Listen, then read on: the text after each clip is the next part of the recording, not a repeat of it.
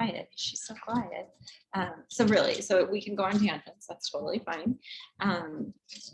And this will just kind of guide us. This little outline will guide us through to make sure I hit all the major points. But we can, if you've got, don't feel like you have to wait.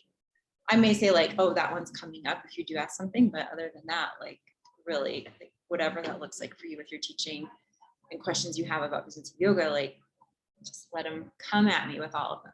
Okay. I do want to do just a quick check-in though of like, here's what I want to know is how do you feel? How ready do you feel for the teach out?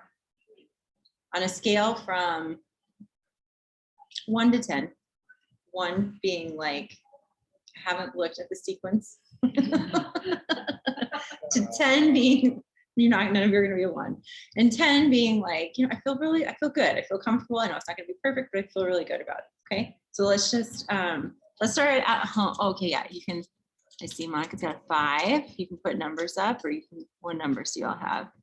Let's see. We've got some 5, 6, 6, 6, lots of 6s. Y'all are confident with 6. Emily, what was yours? I didn't see your number.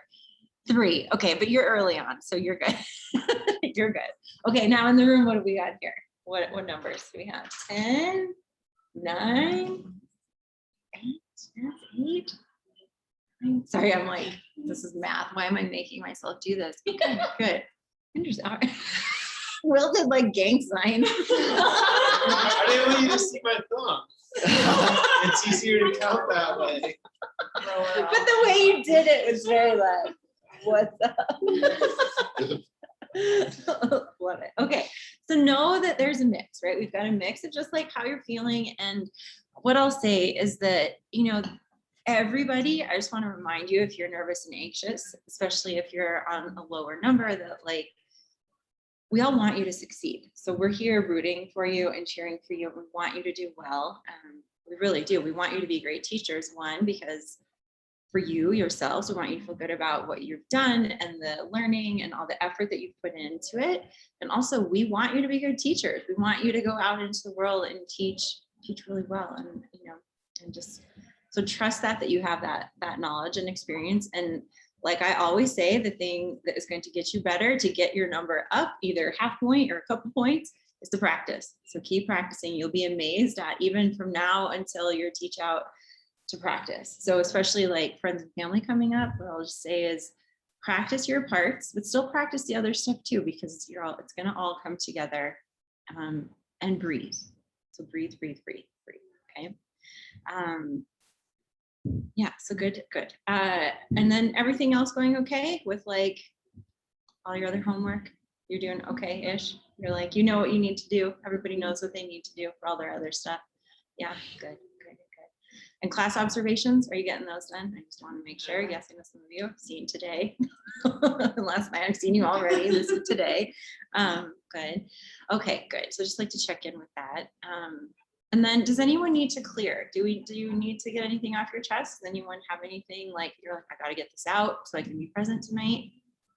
Feeling okay? It's what? Suzuki Tuesday. BJ's. What? Oh, I don't know what you're talking about. I just thought you were making up a word. What? Oh my gosh. Okay. I know what you're talking about. Yeah. So Suzuki Tuesday at BJ's are like big cookies. And then they put ice cream on top. And they're $3. Usually like $12. So they're so good. You guys need to go. So cookies with ice cream at BJ's on Also, I Tuesday. need a free one on your birthday. Yeah. Oh, and a free one on your birthday. Okay. Send them an email. I'm like, I don't know. I know nothing of this. Aw, we should go. It's so good. Are they vegan? I'm sure they have an option. Really? Probably. I know. Oh wait, Kayla's, yep, Suzuki. She even wrote it out. Kayla. Yeah. I'm going after her if you guys want to know. Kelsey's going after if you want to be there. Okay. Yay. I love learning I learned such new things from all of you. Great. What else? Anything else? Anybody else? Yeah. I'm so sorry. I'm gonna have my phone with me. I'm to go get a CT. It's not even a big deal, but they are gonna call. And Oh yeah, of course. Thank you. Well, good. It's all right. You gotta do that. Are you feeling Yeah, okay? it's the pain came back in my abdomen and they don't know what it is. And it's like not at one point I would say it was like a solid 8. And now it's just like this like really annoying 2 all the time. Hmm. Well, I'm glad you're gonna get Yeah. scans, so that's good. So if I run away, Okay, you're fine. give me a call. You're like, great, good, okay. Anybody else? Yes, yeah. I'm feeling a little heavy tonight. I found out on Sunday that one of my husband's really good friends from I don't think, I've known him my whole life, like in my mama's womb, has passed away. And that's just really hard, kind of really shocking. He was brilliant and he was amazing. So just kind of sorting through those feelings. I was telling my husband, I was like, I hate how familiar death feels. But on the other hand, I'm very thankful that I have the tools for yoga or from yoga because I'm allowing myself to just be. And that's absolutely okay. Mhm. So I mean, I may not be like the super like heaviest stuff, but I'm just a little heavy. I'm having to go back home next week, which kind of stresses me out because we have our teach out coming. So yeah, I'm just feeling a little heavy tonight. I'm very thankful to be all around Chicago. It's my day. Yeah, thanks for sharing. I'm sorry. Life. It's hard sometimes, for sure. Yeah. Anybody else? We're in here. Just gonna. Well, you have There's no vegan options. Oh, well. I didn't want to follow up after. Yeah. I'm actually glad you followed up with that. Thanks. Well, now we know. Now I don't have to search. I'm gonna tell them tonight. You should. Yeah, You so, should. I'll leave it Everyone at should have vegan the options, Yeah. but they don't. I know. Preferably not coconut-based ones either. That's a stinky part. Vegan ice creams are always coconut ice creams in the store. Like, Yeah. Hmm. Or well, No. cashew, Not all. cashew milk makes a good ice cream. I don't know. All right, In the we are- stores, this is in the tangent restaurants? that you were talking Mary, this is the about. tangent. Sorry. This is not the tangent. This is not the tangent that I suggested. Okay, anybody else have anything? We good? Y'all good? Good, good, good, good? Yes, Laura. I just had a question. Can you tell me what taking the seat of teacher day? Or, I think it's next Tuesday. no, but Or- what? We'll find out. Oh, surprise. Okay. It's just talking a lot about things that'll come up as a yoga teacher and some different things. Yeah. Yeah.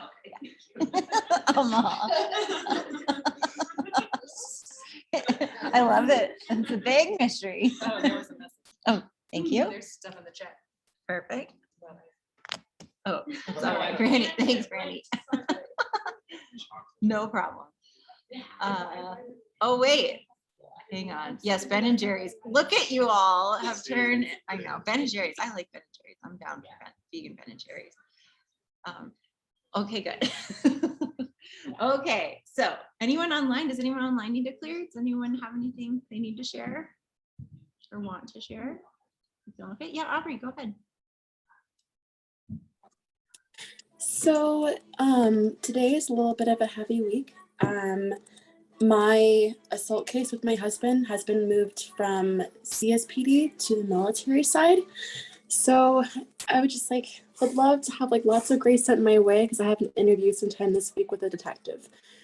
So yeah, so if you don't hear from me, and if things are going awry, it's probably why. But I'm trying to be super strong through it all, and just being hopeful and positive as best as I can. Yeah, well, good. Good luck with that. Thanks for sharing. We'll be thinking of you. Definitely. Is that a good thing that it moved over? It's a catch-22. Yeah. Okay. Well, we're holding you in our hearts for sure. Yeah. Thank you. Mm-hmm. Yeah. Okay, so tonight business of yoga. So first let's we're gonna do just a little mini meditation. So we'll do we're gonna take Angushta Mudra. It's one of my favorite mudras to begin with. So you bring your thumb and your middle finger to touch. So it's like you bring these together and then just rest them onto your lap. And so this is all about tapping into space. This is tapping into the ether, into space here with this one. So shoulders relax, sit up tall, and just block out the thumping music next door as best that you can. And we use that to help draw us a little bit more inward. So just like life, right? Life is going to happen. Things will pull us. Now we got to turn inward a little bit here. So this mudra is all about creating expansion, about being open to the subtle energies that surround us and are within us, and our limitless potential that each one of us holds.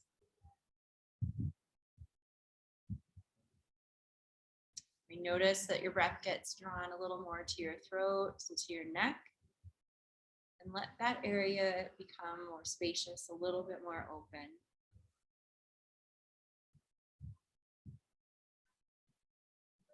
With that spaciousness, allow yourself to tune in a little bit more to your inner voice. Can you hear your inner voice a little bit more clearly? Listening for those messages for your life's journey that you need, whatever you need right now.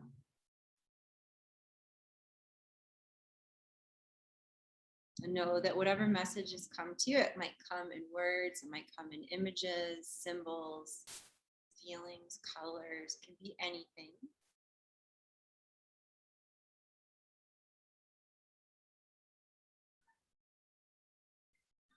Continue to cultivate this sense of inner listening. Invite clarity wherever you feel like you need it.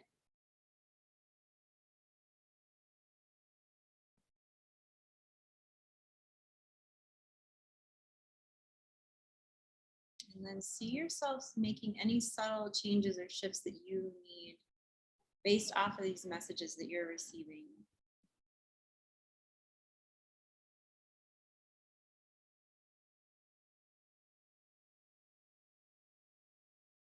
And then truly affirming and acknowledging your inner listening, this deeper listening.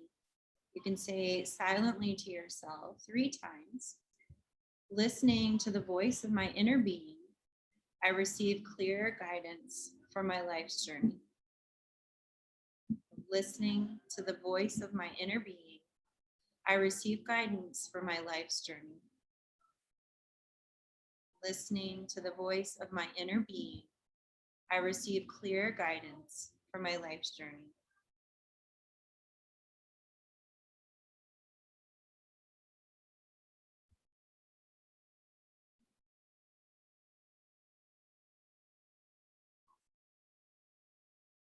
Couple more breaths.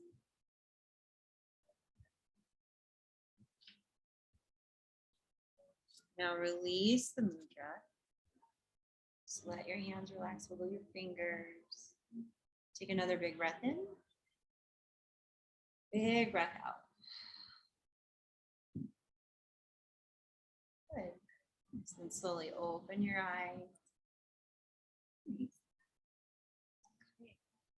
How do you feel? Okay. Rocking music. Like, so funny that next door. All right. Feel okay? Yeah.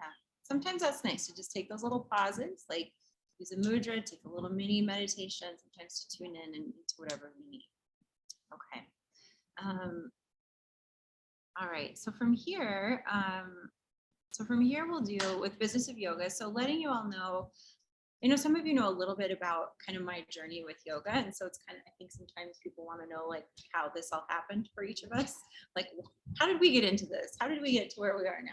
And what I'll tell you is that I had no idea that this is where I would end up. This was not how my journey started. It first started about 20 years ago, teaching or practicing.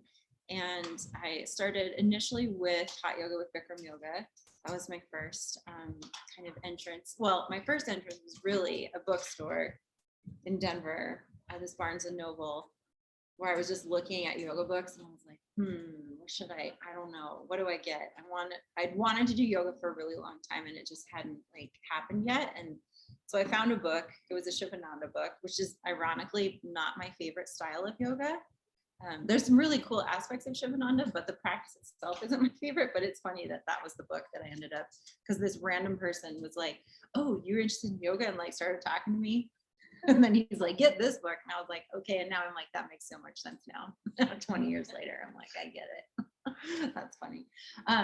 And then from there, so then I finally started going to hot yoga, and I really liked it. And at the time, I was working at the Olympic Training Center, and I was like, I know I need to do yoga. This has got to help. So doing a lot of like swimming and cycling and running and all that stuff. And my body was just like breaking down, and I was in my early 20s, and that shouldn't have been happening. It was like, I'm way too young for this to be happening. And then at my gym, they had yoga, and I was like, oh, I made a friend there, and she and I started going to class. And then I found it was actually the World Gym downtown. If anybody remembers World Gym back in the day, that it used to be here. And there were a few different locations around town. And fortunately, we had really amazing yoga teachers there, like incredible, phenomenal teachers at this gym. And I like loved it because there was all different variations of kind of vinyasa and Baptiste yoga and Anusara. And it was just like, it was so amazing. I was like, these teachers, I'm like, how did we get them in this little gym? And I'm like, I love this. And so one of the teachers I really admired, she had done her training with Baron Baptiste. And so I was like, okay, I'm going to do it. I want to do a training. And so I first signed up for this little random ACE training that I do not recommend. It's like very dangerous. Like nobody should know just that little amount of yoga and think that they can teach anything. Very dangerous. And then signed up for the Baptiste yoga, convinced a couple friends to do it too. I was like, come on. And then we went to Hawaii and did training there. And so learned from him, and this was like before social media. So it's like, it's so funny because it's like all those people like I'm not in touch with, and they were from all around the world. So it's one of those things that you don't like, you all get being collectively together like this. You have this Sangha that now you get to like rely on, which I always tell people, like a lot of times people will be like, oh, I'm going to go to India and do my training. And I'm like, that's great. And you get a lot out of that, but you also lose a lot. You don't get this. Right? You don't get this community in this same way that you would there. And so did that training, came back, started teaching. So then I was working and sneaking in yoga, like teaching yoga. I would literally at my lunch break, I'd run down to the gym, bring my little space heater into the gym. This feels so funny. That's like, I cannot believe I did this, but little space heater, like those little guys, just those little ones. And it would warm up the room, and I teach, and then I go back to work, and then I just would teach before work, something like I teach at 6 a.m. or 6:30, or I teach like 6:30 at night. Like I just started doing that. And then at the time, Baron Baptiste was really close with Trevor Tice, who was the founder of Core Power Yoga up in Denver when that first started. And so I had done some workshops then up in Denver with Baron when he'd come to town, and then got to know Brandon and Trevor and Dave and Tim, who kind of were the founders of Core Power. And then they eventually bought the studios down here in the Springs. And so when they did that, I reached out and was like, hey, do you need teachers? And at first I was like, do I need to do your training? And they were like, no, didn't you just do Baron's? You're good. Well, okay, great. But it had an audition that was the most terrifying one ever. So anytime anybody gets like panicky about your teacher, trust me, nothing will ever be as scary as that audition. It was just like the most nerve-wracking. But then I did that, I taught. So I was just teaching as much as I could, and slowly started to transition to make that my full-time gig. And it was one that took a lot of time. It was hard, but it was worth it. Like at one point I was teaching, and I never recommend this, but this is how like ridiculous. I was teaching like 17 classes a week at Core Power, which was a blend of either like 90-minute hot classes or 60-minute, like almost all heated power classes. And that was physically challenging, but I was in my 20s, so somehow I did that. Now I would die. There is no way. I'm like, no way. It just wouldn't happen. It wouldn't happen. But I will say that what I did learn through that, and I recommend all of you, is like put your dues in. So like if you're looking to teach, like you maybe don't teach your favorite time of night, but if it works, like if you can make it work, like make it work, because it's so worth it. I mean, even like here, when I started teaching at Cambio, I taught a Sunday night class that I still teach. That was like my first class. I started that one. And then I taught a 7:15 p.m., which I was like, whoa, that's late for me. That's so late. Because I'm like such a, go to bed early if I can. But I loved it. That was like, that Tuesday night class was like super fun. Like I taught it for years and years and I absolutely adored it. But then, so back to Core Power. So I taught and then I moved into management there and was running the studios. And then this was back in the early days of Core Power when it was just small and we had like here, a few in Denver, and then maybe Minnesota. So it was like a really small community and we were building things. Like we were writing manuals, we were writing like the HR stuff. We were like creating everything. It was very like on the fly and fun, like to build. It was like lots of building. And one of my favorite things I got to do was to help coordinate and lead the yoga retreats. And so that was like one of my favorites that I got to do of all the things that we did there. And that is something I've continued to do up until the pandemic put a little pause on that. So now I'm hoping to dive back into that as well, because that's been super fun and rewarding. And it's a lot of hard work, but it's definitely one of the things I love to get to do. And then from there, what did I do? So then I've also been working and still am at Center for Creative Leadership, which I know some of you know that I do that, and Austin is there as well. And that's where we'll teach yoga to groups of people who come in for a week long like leadership program, and then we take them on hikes, and we have nutrition and fitness and like stress and sleep and wellness talks that we do throughout that and coach them throughout the week as well. And so I do that, and I've done like the main lectures where I've kind of traveled to different places and done that. And yeah, there's probably more. And then I did yoga therapy training, and then lots of trainings along the way, like learning a variety of different styles and always taking workshops, always learning, reading, constant continuing education sort of a thing, which has been really cool because it has never stayed static. Like anytime it felt like I was getting stuck, I always had to like assess like, okay, well, what am I not doing? How am I not taking care of myself? How's my practice first? And then what am I learning right now? Am I in the process of learning, or what am I doing? And so that's been such a like great reality check and just a touchstone throughout my journey of teaching, that it never gets old, it never gets boring, because there's always something new to learn and add, from whether it's personal practice or something to get to share with my class and my students. And then I left. So then I left Core Power and then just went back to teaching, strictly teaching. I didn't want to manage because that was just not fun for me anymore. It was just, things had changed and gotten too big, and all that corporate stuff that's just not my jam. No thanks.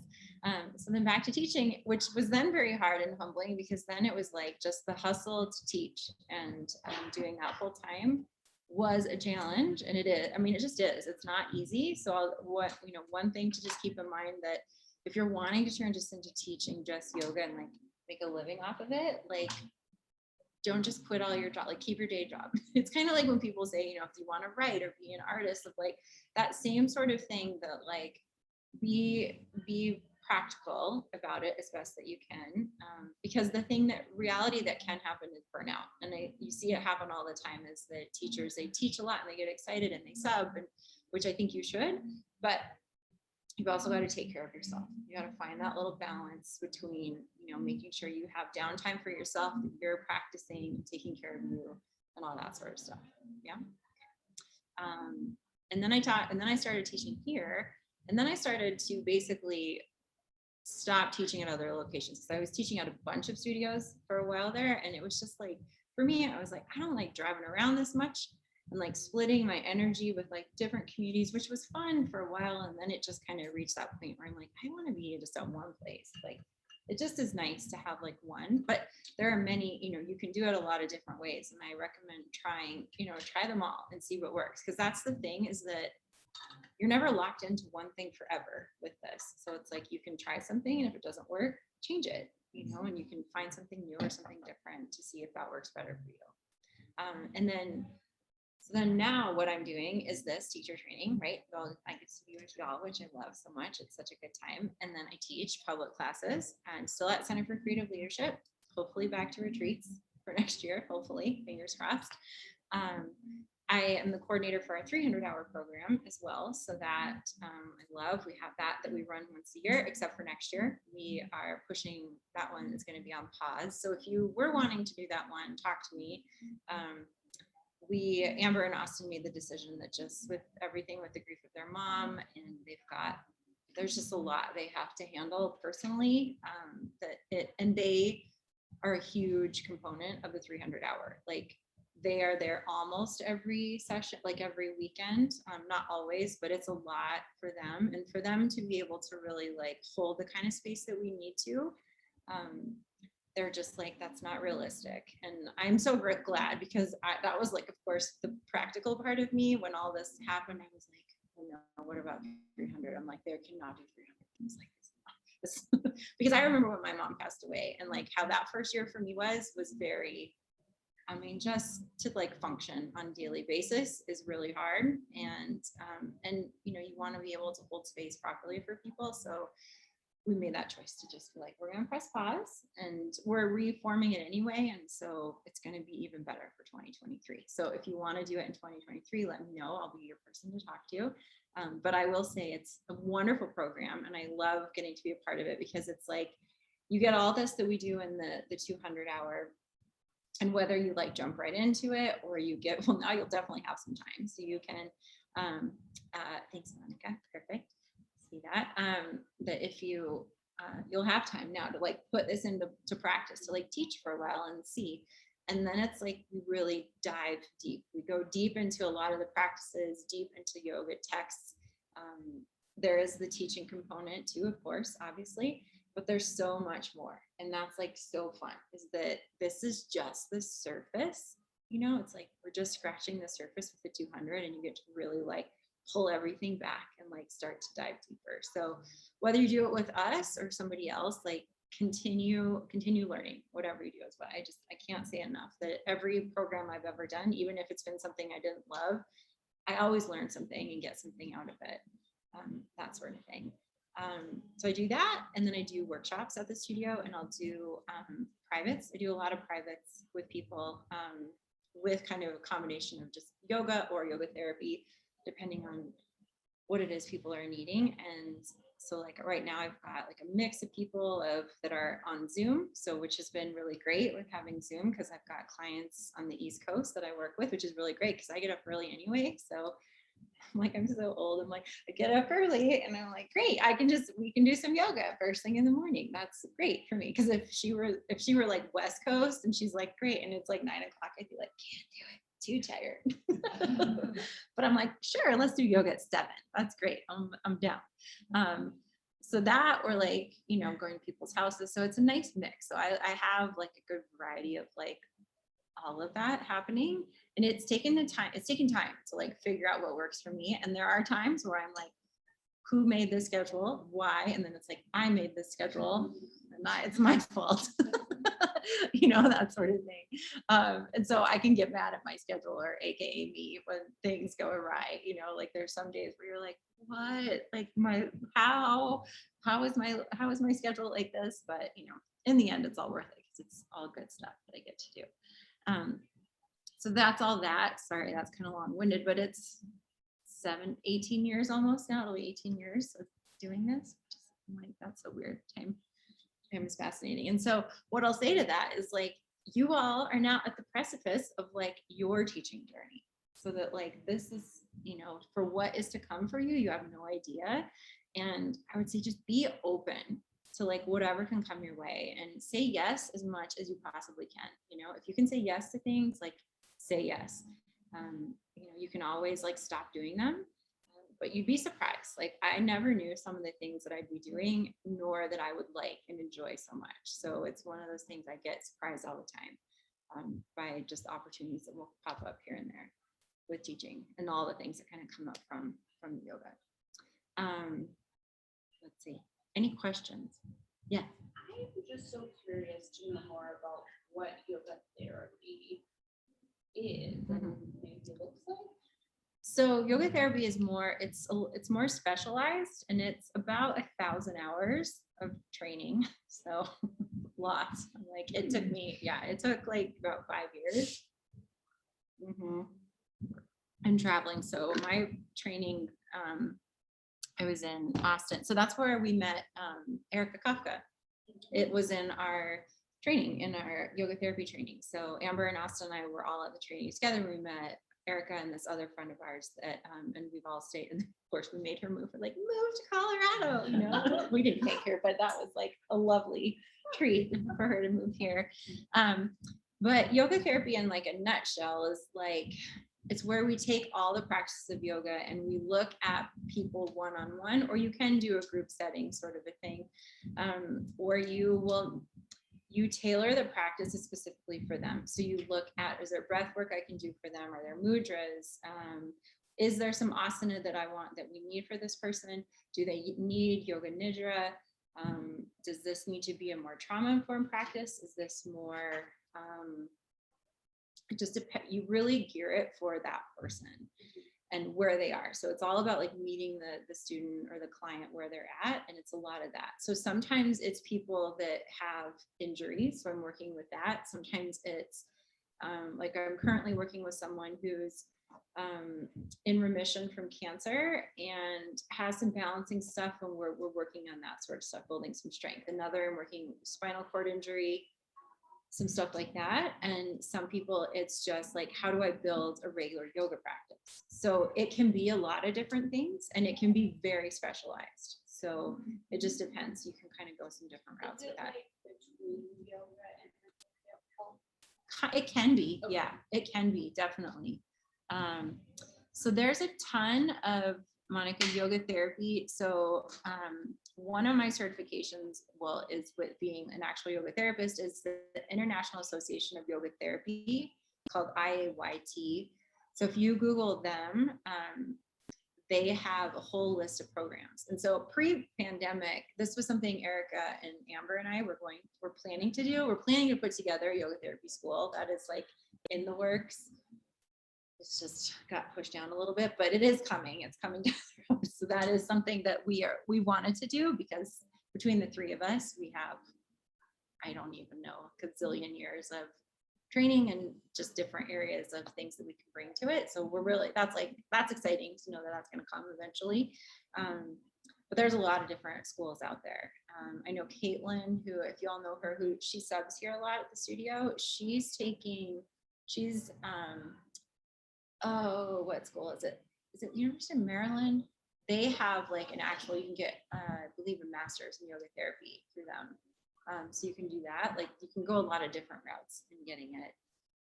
But yeah, it's, I would say hold off on that for now. It's a lot. Like do a 300 first. You'll need to do a 300-hour anyway before you would do a yoga therapy program. But yeah, it's cool. I love it. It's good stuff. Yeah. Anything else? Any other questions? No. Yeah. What is the training like for adaptive? Oh, I don't know. I've not done adaptive yoga, the training, a specific one with that. I know Morgan, does Morgan do one still? She used to do an adaptive. So Erica was saying that I guess right now it's just online. Okay. Yeah. And then, yeah. So right now it's just online. Just online. Yeah. And I know there are a bunch of different ones, but I don't know. I couldn't tell you. Sorry. That's not my area. I mean, I can adapt stuff, but I haven't done a specific adaptive yoga training. Yeah. Mm-hmm. Sam Stang and Cheryl Case might have some more out in the springs things. Yeah. Yeah, they'd be good ones. Cool. Okay, so now what we want to do here for this next one is I'm going to share the screen here, and I'm going to ask friends at home, someone here to read this. Pull this up here. So this in green. So is there anyone who would like to read this out loud? What I have highlighted in green. So this is on the Cambio website. This is part of our mission statement that we have here. So someone at home, give it a read out loud. I can read. Perfect, thank you. Okay, let me make sure I can see this.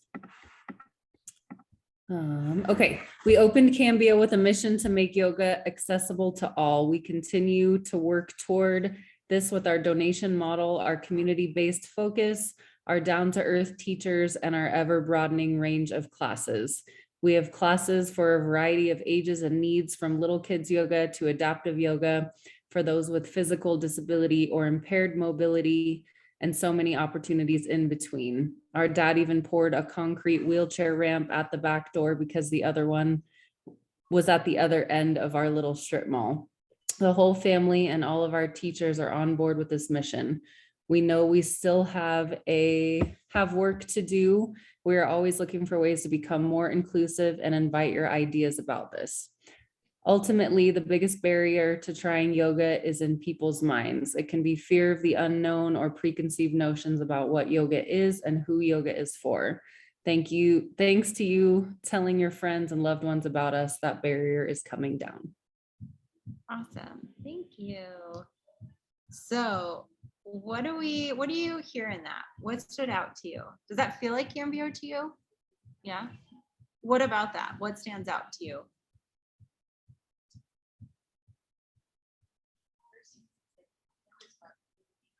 Community. Mhm. Mhm. Constant effort. Tell me more about that. There's no, like, oh, now we're complete. Oh yeah, no, we're We're done. definitely never complete. So is there somewhere we can improve? And if, once y'all become aware, there is somewhere you can expand or improve or anything like that, you do. Yeah. Mhm. Yeah, anything else? Anybody at home? Anything stand out to you?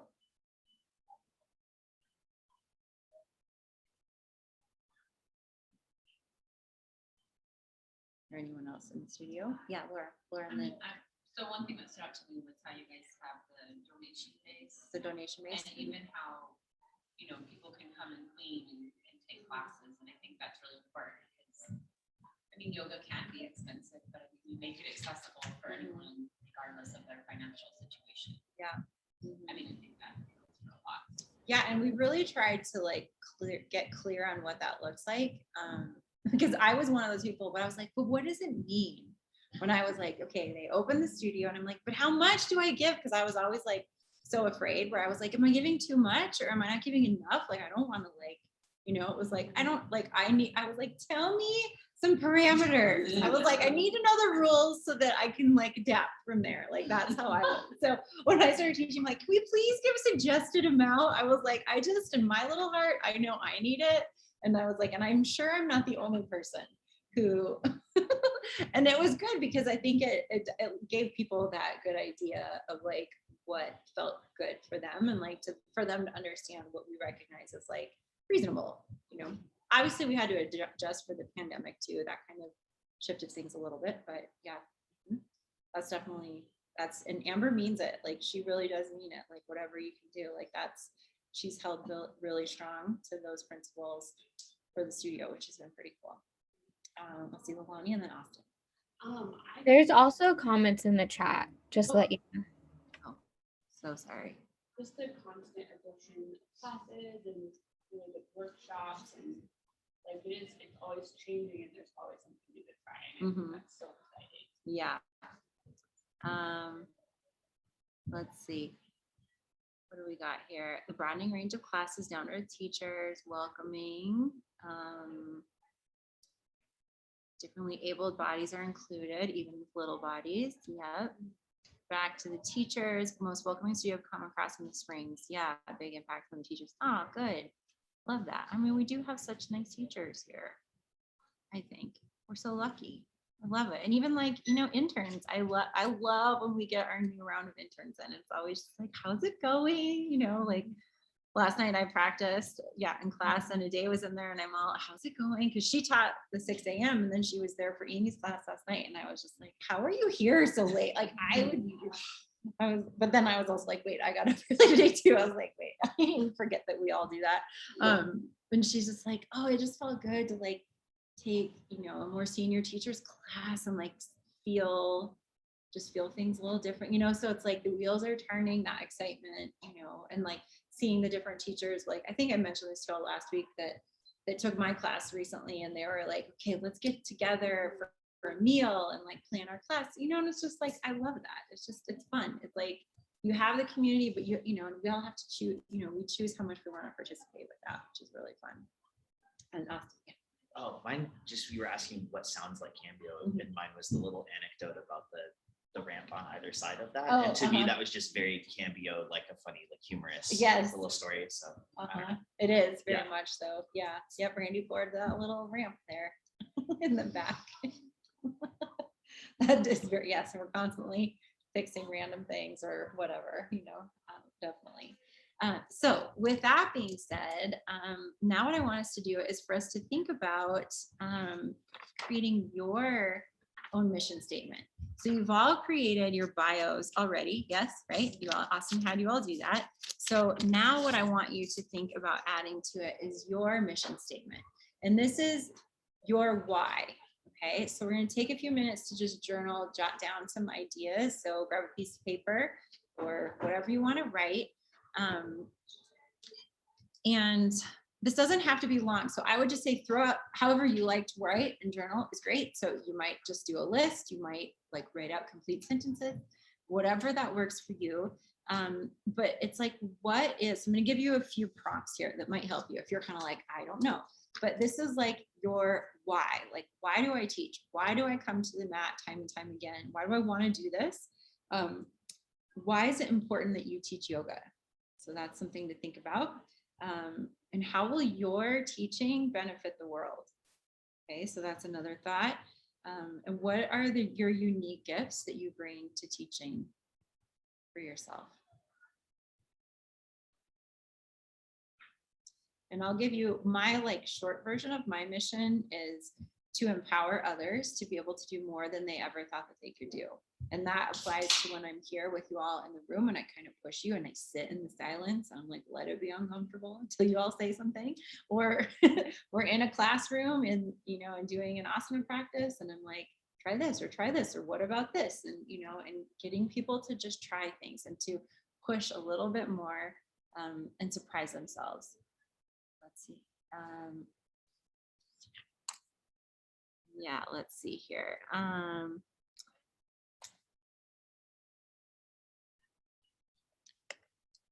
Do you have enough information?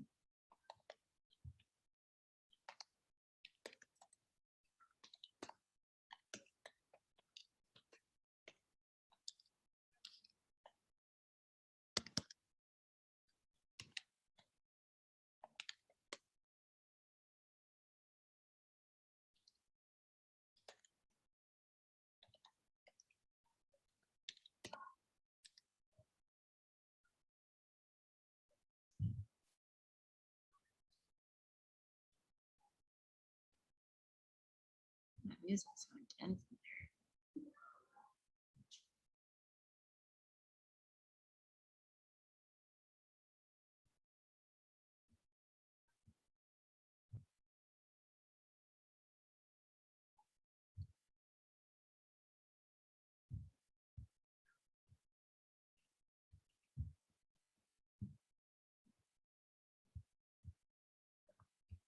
Take like another minute if you need it. Bless you. Or do you need more time? Are you doing okay? Or like 30 more seconds? What do you need?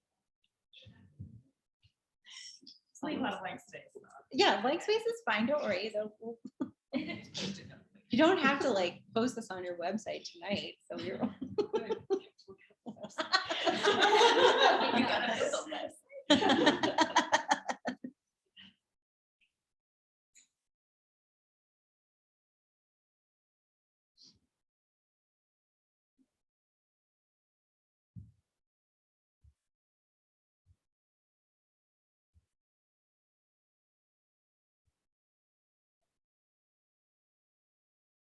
Okay, now next part. So next part is what are 3 things that you're going to do to help implement and make sure that you stay true to your mission.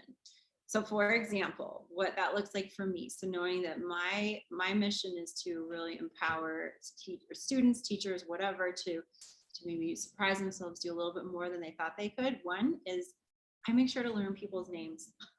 Like something as simple as like, I connect with them through names. I practice myself. That's one thing, is I make sure that I'm doing yoga so that I can impart what I'm learning in my own practice and share that with my students. And that I'm always learning. So those are like 3 things that I do that keep me like on task so that I can then really show up for the mission for my students. Okay, so thinking of 3 things that you will do to help make that happen for yourself.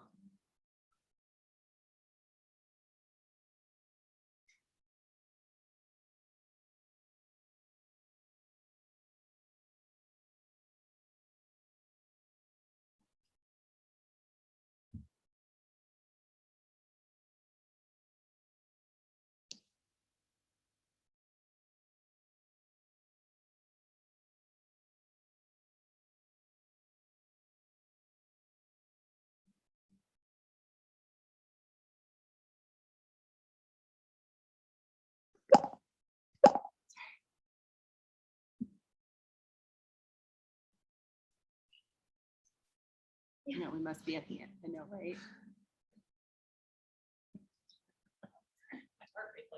I know, right? I'm all stressed out from that.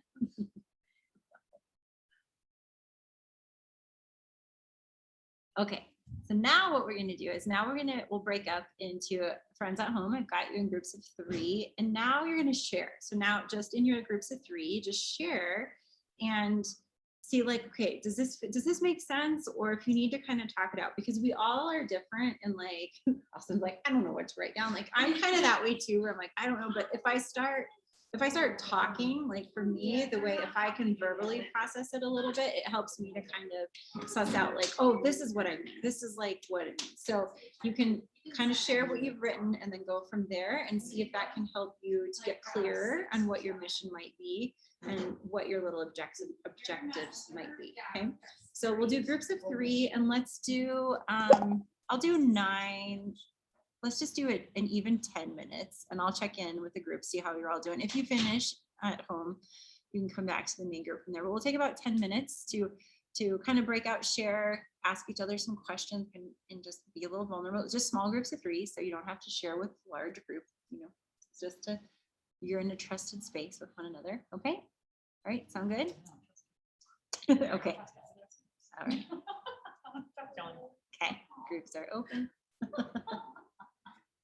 Groups of 3, just however you want to, you know me. I'm like not gonna. I need the breakout room option in here. 2 groups of 3 and 4, right? Yeah. Perfect. The clock has started. You can just be close. Yeah. Is that Amy? Hi.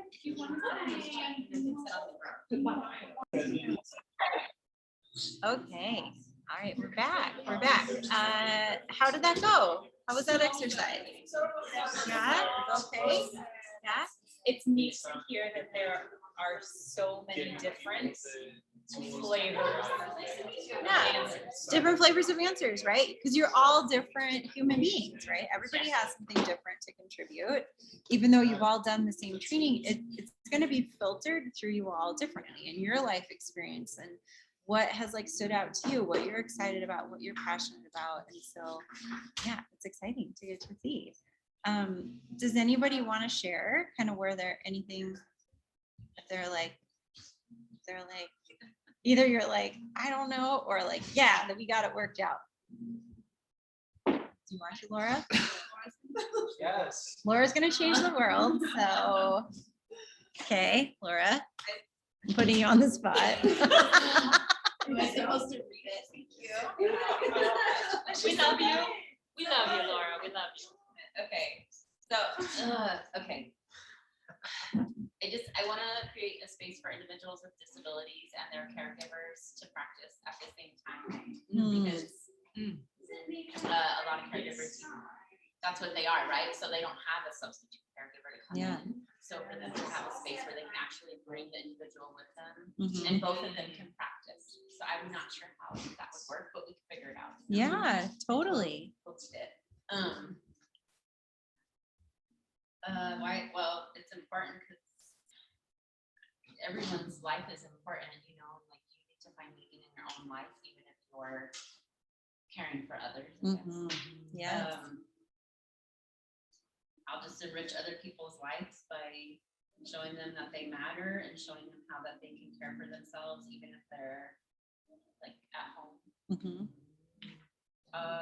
3 things that I can do to stay true to my mission is that I could offer free classes at the park. Mhm.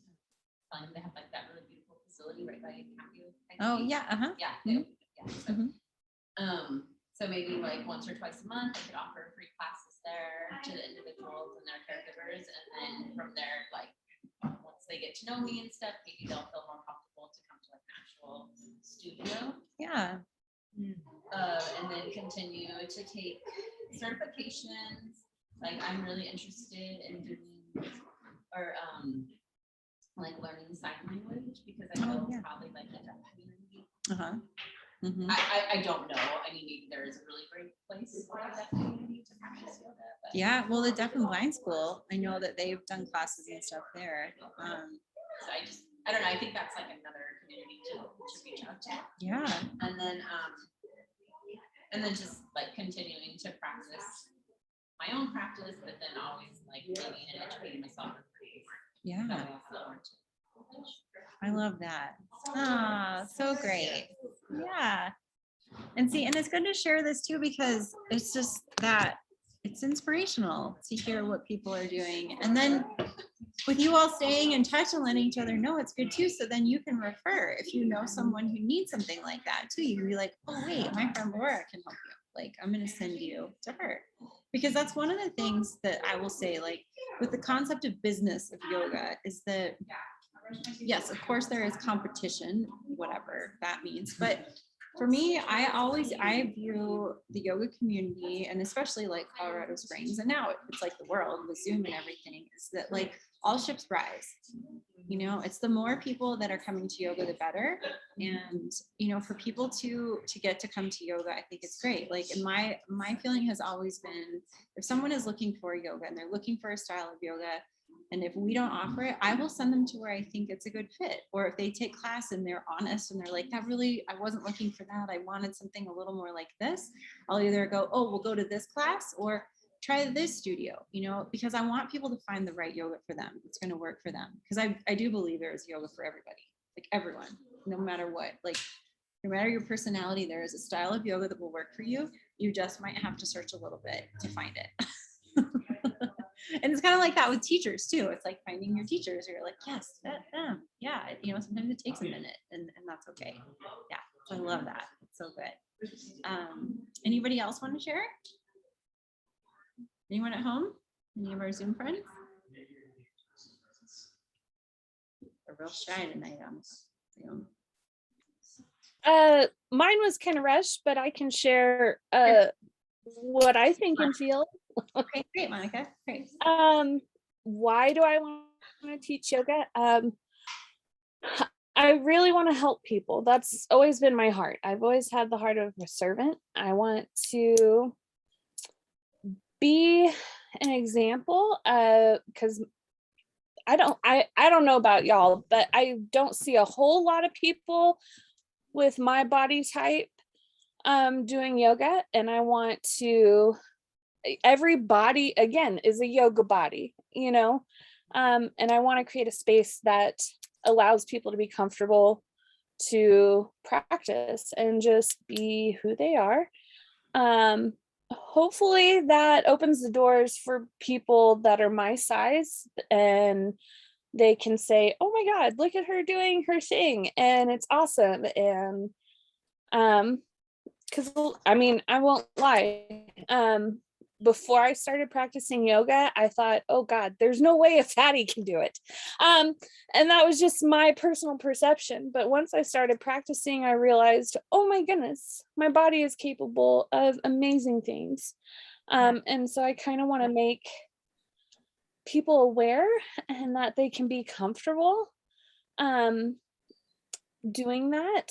I think a unique gift, well, I don't know, it's not unique per se, but I have a great sense of humor, and it's okay to laugh at yourself. Trust me, I am far from perfect and I am well aware of that.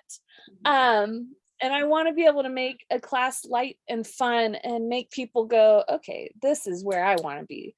And I also want to help people grow spiritually, because it's opened up so many doors as far as my own personal growth. And I want to be able to help people see that in themselves. Because sometimes you can't always discover it yourself. You need somebody to go, you're amazing. Do you not see this? It's so hard because we're our own worst critics, that sometimes you do need somebody from the outside going, you're amazing, you're incredible, you're worthy, you deserve all of this. And I want to be that positive influence on other people. Love it. Let's all go to Monica's class. Yeah. Yes, love that. So great. Thank you. Austin, did you want to share too? Yeah, I did not get mine into words, so that's what I was struggling with. But kind of, I guess just, I was telling them my whole, which is what I'm working on in life, but I feel like what my idea would be for teaching a class, or if I were working at a studio, is that I want to create like a comfortable, kind, non-judgmental environment where we're all having this experience at the same time, but we're all having our own experience.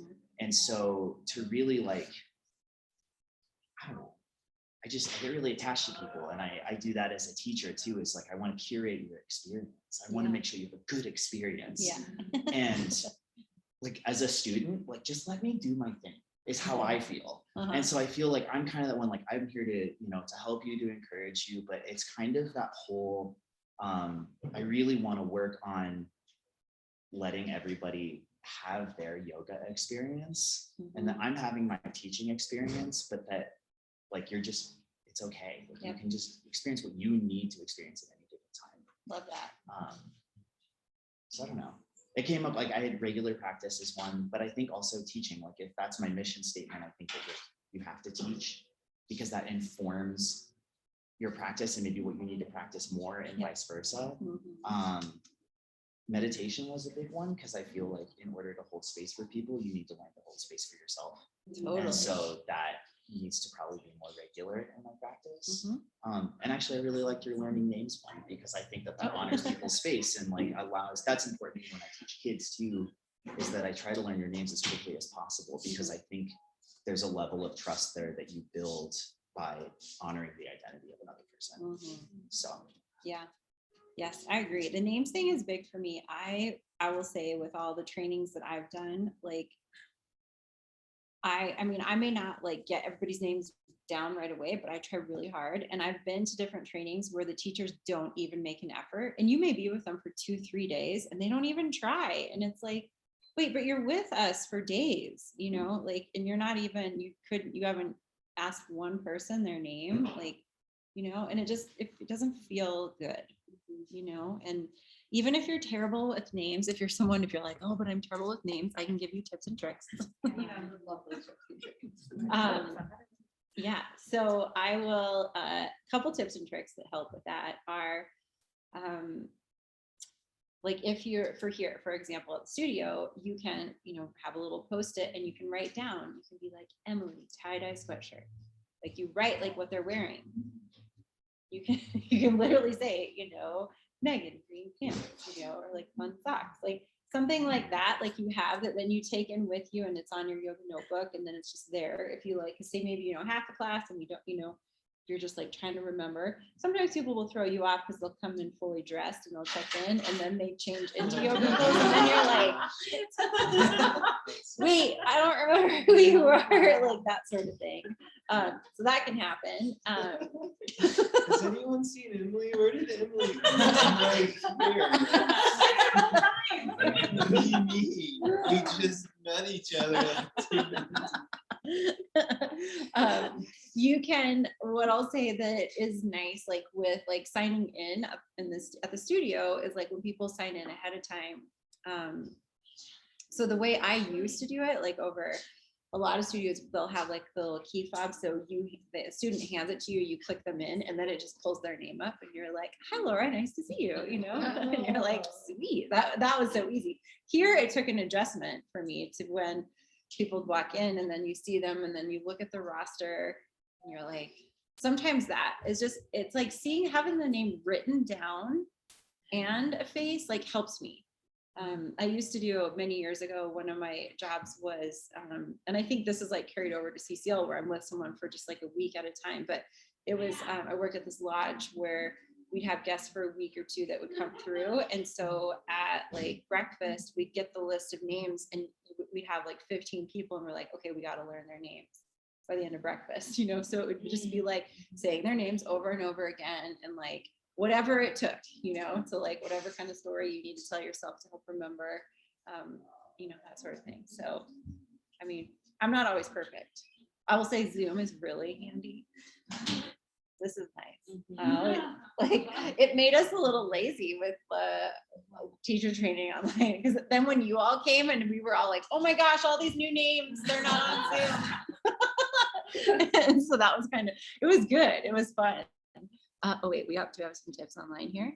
Okay, Kayla's trick is think of something that reminds me of their name, like a character from a movie or something that rhymes with their name. Yeah, you can do that, or location, any kind of mnemonic device like that can be helpful. Jen? I like to use alliteration. So a word that reminds me of something about them, whether it's physical or something about their personality, or even something like, I remember Frank who works here and cleans and stuff because he's commented on my funky clothes, right? Frank and funky clothes. So it's like I use, you know, things like that. So I use alliteration, but it starts with the beginning of their name. Yeah, yeah.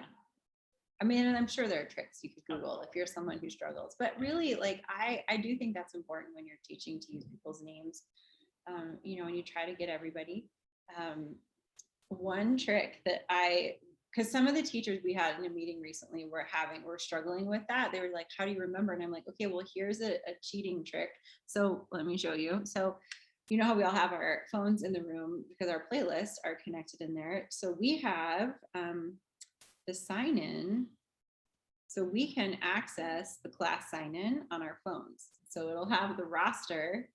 And if you're like, okay, I know everybody in this class except for these two people, you can look at that and be like, Julia, okay, Julia, you know, you can be. So I was like, so you can always look at your phone while you're teaching if you need to find someone's name, because you have access to the roster that way. So, you know, however you need to. If you write everybody's name down, like some people do it that way, like get creative with that. So, yeah. I mean, it is part of business of yoga, like learning people's names, like it is important. But you will, for example, though, this will happen. So today, Austin and I were at Costco and we were looking at glasses for him. And this sweet girl was helping us. And then this other one comes over and she's like, I know you. And I was like, and she had her mask on and I'm like, shit. So I was like, and then I'm like, from where? From when? Like, I don't, you know, it's one of those things. And I'm like, okay, pull your mask down. Let me see your face. But what, when? And she's like, I take your class at Cambio. She's like, and you're always practicing. And to point at Austin. And then we were like, oh, okay. And so it was one. She's like, and you're friends with my other friend. And I was like, oh, so that was like this funny random, ended up this long. And then she's like, and I kind of want to do teacher training. And I was like, I'm always working. But you will do that once you start teaching. You start running into people. I mean, you know, probably will too at your restaurant. Like you run into people. Like it just like they see you, and then like you see them out of context, and you're like, who do I know you from?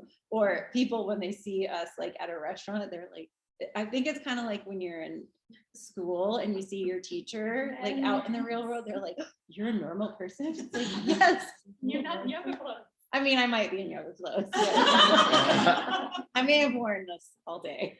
Yoga clothes all day today. Yeah. So, but you'll then see people out in the world. You're out in the wild, and you're always teaching. Always teaching. Okay, so let's pause. Let's take a little breather. Let's take a little break. Take bathroom break, snacks, whatever you need to. Let's take 10. Yeah, 10 good. 10. Okay. Okay. Yes. Okay. Are you getting The hungry further from it goes. Thanksgiving? A week and a half later. Okay. All right, so now we're back. Okay, so back on task. We're here. We're here, you're here.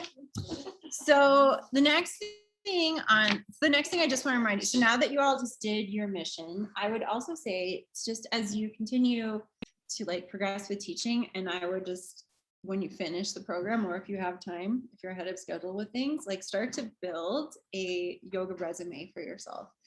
That way you have it. If like there is a potential opportunity coming your way and somebody needs it, you can just be like, here's my resume. And so you can have your, just, there's a million templates out there for resumes. And then you put, that you've done the training and all that. And it doesn't have to be long, but anytime you do a workshop or any additional training, you can just start to add that on there. And the same goes with your website. If you're doing that, then you slap it on your website and you can do all that sort of stuff. But your resume is good because it can be helpful, because there might be just like, if you get a job like in the corporate world in some way, if you end up, sometimes they'll just need that resume on file for you. It might, you might already have the job, but they'll just be like, yeah, send me your resume. So we have that on file, and you're like, okay, and then you don't have to build it, like just start it now. So all you have to do is then add on to it to go from there. Okay. Let's see. This, I can't say this enough, is to maintain your practice with teaching. I really cannot emphasize this enough for you all. It's so important for you as teachers to really like practice what you preach, to walk the talk, what we tell our students to do, that we're doing it ourselves. And I can tell you that from teaching as long as I have and mentoring teachers and doing a lot of mentorships with people, if I take a class, if they're like, give me some feedback, how is it?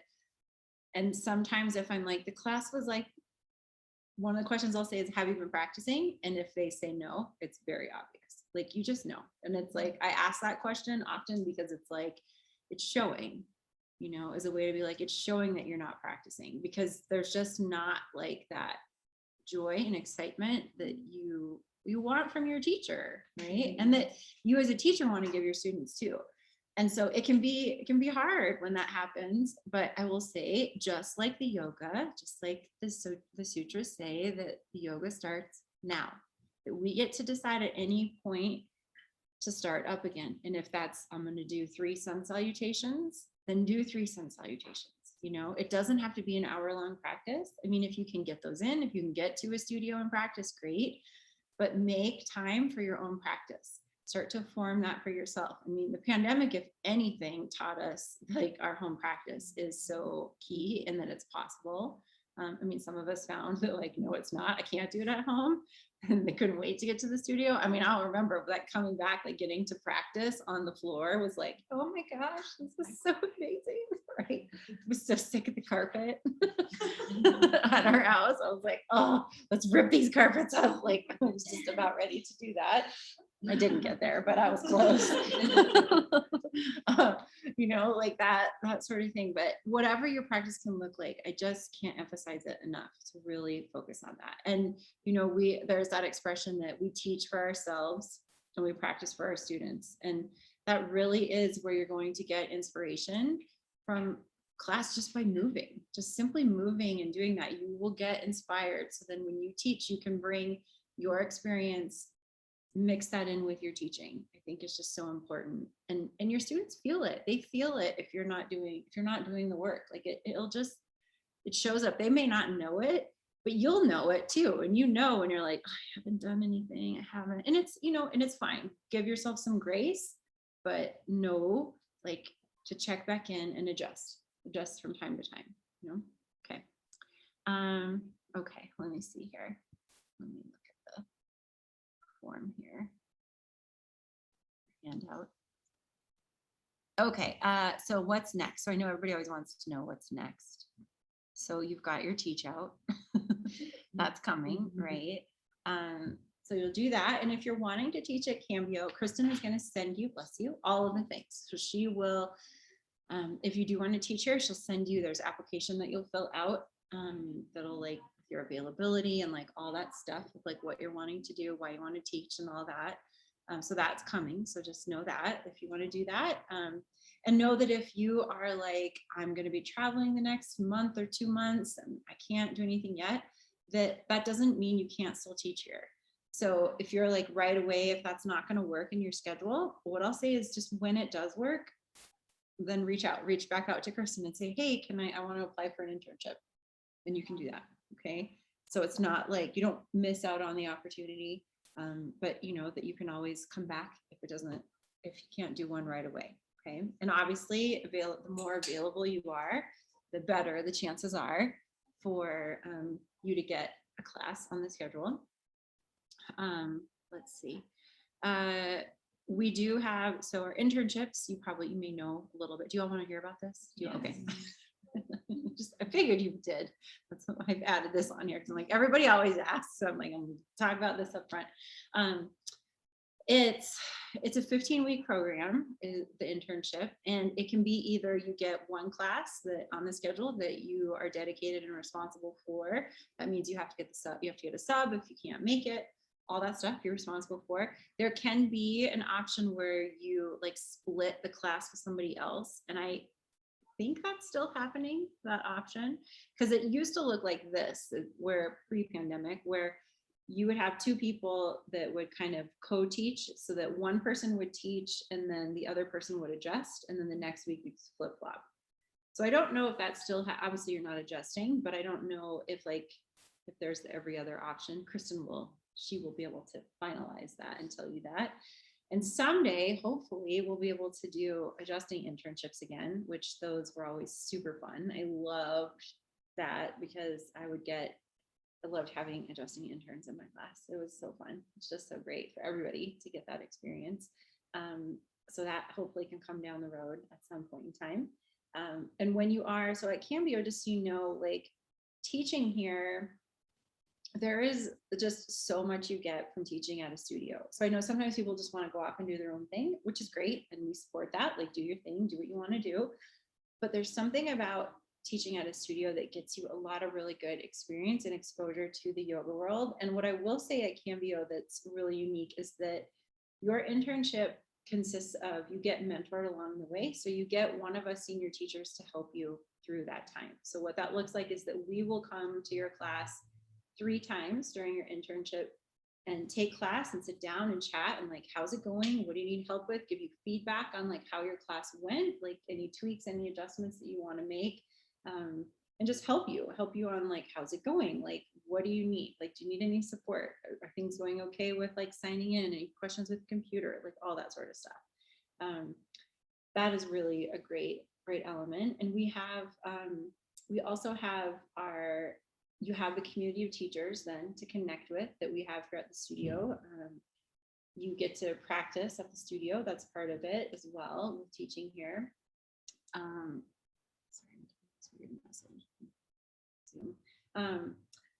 You get continuing education. Oftentimes we'll do different events at the studio for the teachers that's free continuing education. So you get that, like sometimes that's book clubs. We have some few things that we're kind of getting in the works that'll be coming up for next year, where it's we've done in the past where it was called Mind Meld, where it was basically like one of us that can do continuing education credits would lead the talk, and basically people come in with questions, and it's like you as teachers come in, so it's like a mix of teachers who've been teaching a long time to new teachers, and it's like we just talk. It's kind of like coffee talk. And just like, it's things from like, how do you deal with this? How do you deal with that? Like all that sort of stuff. Like we'll use that to kind of use the time for that. Internships, no. So the 15 weeks, no, it isn't. And then, but with that, you get the free mentorship and you get free classes while you're in the internship. And then once the internship is over, then Kristen will talk with whoever your mentor is and say like, yeah, they're good to go, put them on the schedule, or you can decide that's where you're like, yeah, I do want to keep teaching. Then you switch to getting paid. And this is like, the internship is really important because it's one of those things for people to get their feet wet in teaching and be like, is this what I want to do? is this the right fit for me? Because there are times where it happens that you teach, like people teach, and then they're like, you know what, I don't want to, I just want to be a student, or this doesn't work in my schedule. Like I can't make this work. And that's okay. You know, it's okay to know that. And plus there's a lot, like Cambio will invest a ton in you. And that's the thing that is really great. Like once you get put on the payroll, there's a lot of things that you will just are like open to you. So you get a lot of continuing education, you get like access to obviously all the videos that you have watched. So like people who've done the trainings before that are teachers, they can watch like any of the new anatomy videos and all that stuff that has been there, and anything else that we continue to add, they get exposure to all of that sort of stuff. And then like discounts on different things that we have around the studio and workshops and all that sort of stuff, which is really nice. But that's kind of where that is. Any questions about that? Any other questions? Yeah, Laura. You're good. Okay. This really have all the questions. Please. We accept you as our intern, go teach on Saturday? I mean, or is it, do you guys give us like a little bit more training? Yeah, before then we there's a have our training. class? So what would happen is like you would fill out the form, you send it to Kristen, and then Kristen and Austin, maybe somebody else, they have like a meeting and they like go through like what's the availability, what do we have open on the schedule, like what are we like gonna say yes or no, what does that look like? And then you do an orientation. So you'll meet, I think Erica does the orientation, so she'll give you a tour of the studio and like show you where everything is. And then yes, then they'll And then say it is like, Saturday, here's your class, go. And then then you go teach. And then you panic and you text your friends and they're like, oh my God, I'm teaching. Yeah. Intern's first classes are so fun. I know. That first day, it's like, you did it. I know, right? It's really Exactly. good. Yeah, right. Are those 3 mentor class, like where the mentors in the class, are those at specific weeks, or is it kind of just as their schedule allows? It's both, a little bit of both. So I usually wait until they've taught about 5 or 6 classes before I go in for the first time, just so they get some stuff under their belt. But then I also stay in touch with email, and I'm like, let me know if you have any questions. Like, are you working on anything? Do you need help? Like, you know, just to be available if anyone is like, I don't know, how do I do this? You know, and some people reach out, some don't. It's like totally, it's up to the teacher. You know, and it's like, sometimes it can be really, like, sometimes you might be here and you're the only teacher here, so you've got to figure things out on the fly. Sometimes maybe you're back-to-back teaching with somebody else, and so then you have that interaction of another teacher there that's helpful, or you might have a Seva who's here to help sign in your class. So like all that, like it just kind of depends on how that is. So sometimes you're like free little birds and go figure it out, hopefully with good direction. But then sometimes you'll have other people around too to help you with that. Yeah. Anything else? No Just question? Yes, another right. question. Is subbing for another class, does that start as an intern, or does that not start until you move into like a paid? No, you can sub. You sub as many times as you can, because the more experience you get during that internship, the better.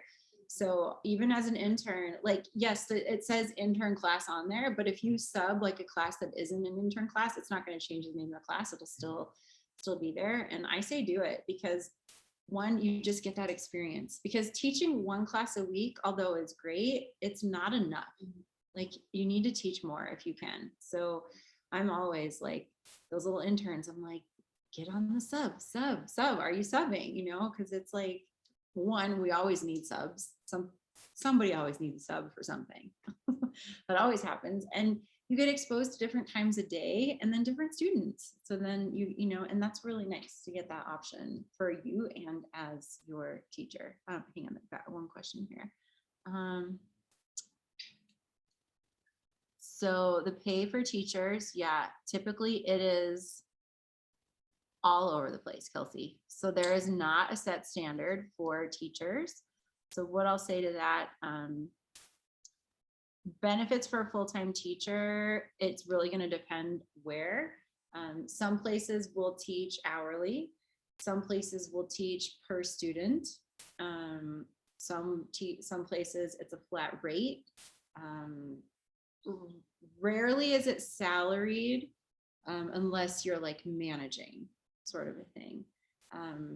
So, and some of those can be independent contractors where you have to take out your own taxes for it, which is really great, like business wise for yourself, because then you can write off more things.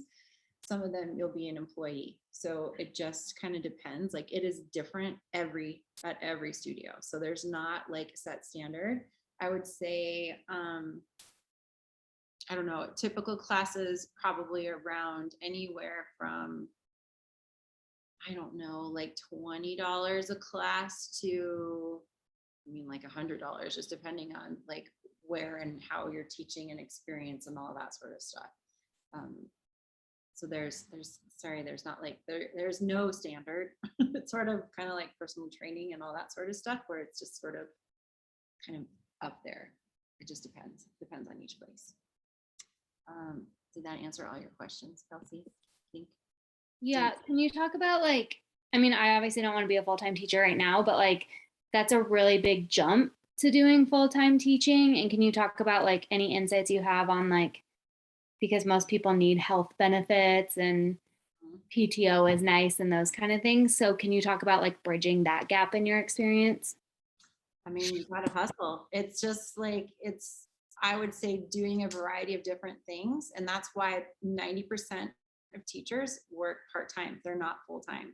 So they supplement doing different things. Like, I mean, that's why I have like different stuff where I consult yoga studios, I mentor people, I do privates, I do retreats, I do my gig over at CCL.